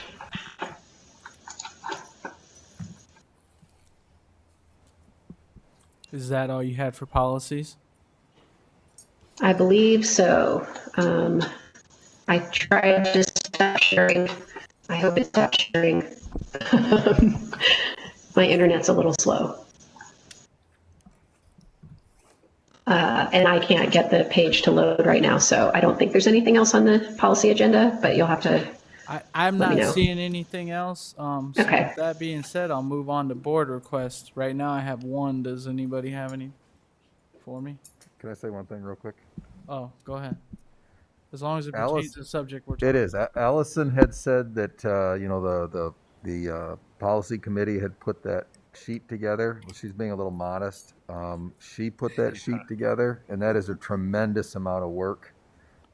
So I just wanted to make sure everybody knows how much effort she put into that. And that was not a policy committee thing. That was work done by her. So, I second that, and that's really going to help move us forward. yeah. So.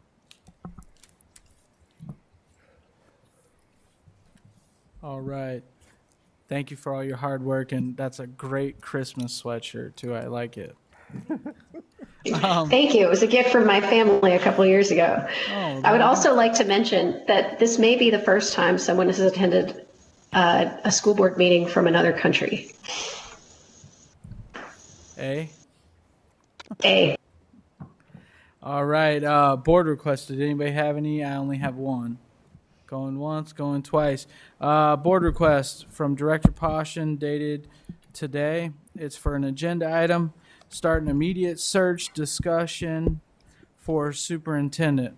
Why are you making this request? Try to have a superintendent in place by March 1. When would you like this? Next meeting. Is there a second? Second. Huh?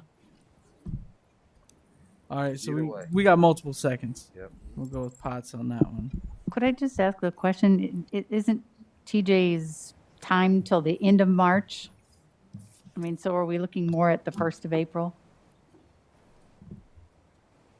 I thought that 6 months went to the end of March. I think we build in a transition period typically if we need it. Well, this is all assuming that the state's gonna, Let it go at 6 months. Right. Yes. what's that old country song? Please release me, let me go, or we don't love you anymore. And we are good as far as the superintendent front goes for right now, with TJ being the interim superintendent, so everyone knows that. Are there any administrative reports? No administrative reports. I will entertain a motion to adjourn. So moved. All those in favor say aye. Aye. Aye. All right. Meeting adjourned. This was like a Ralph meeting. Hey, are we Yeah. keeping these and bringing them just every time? I think you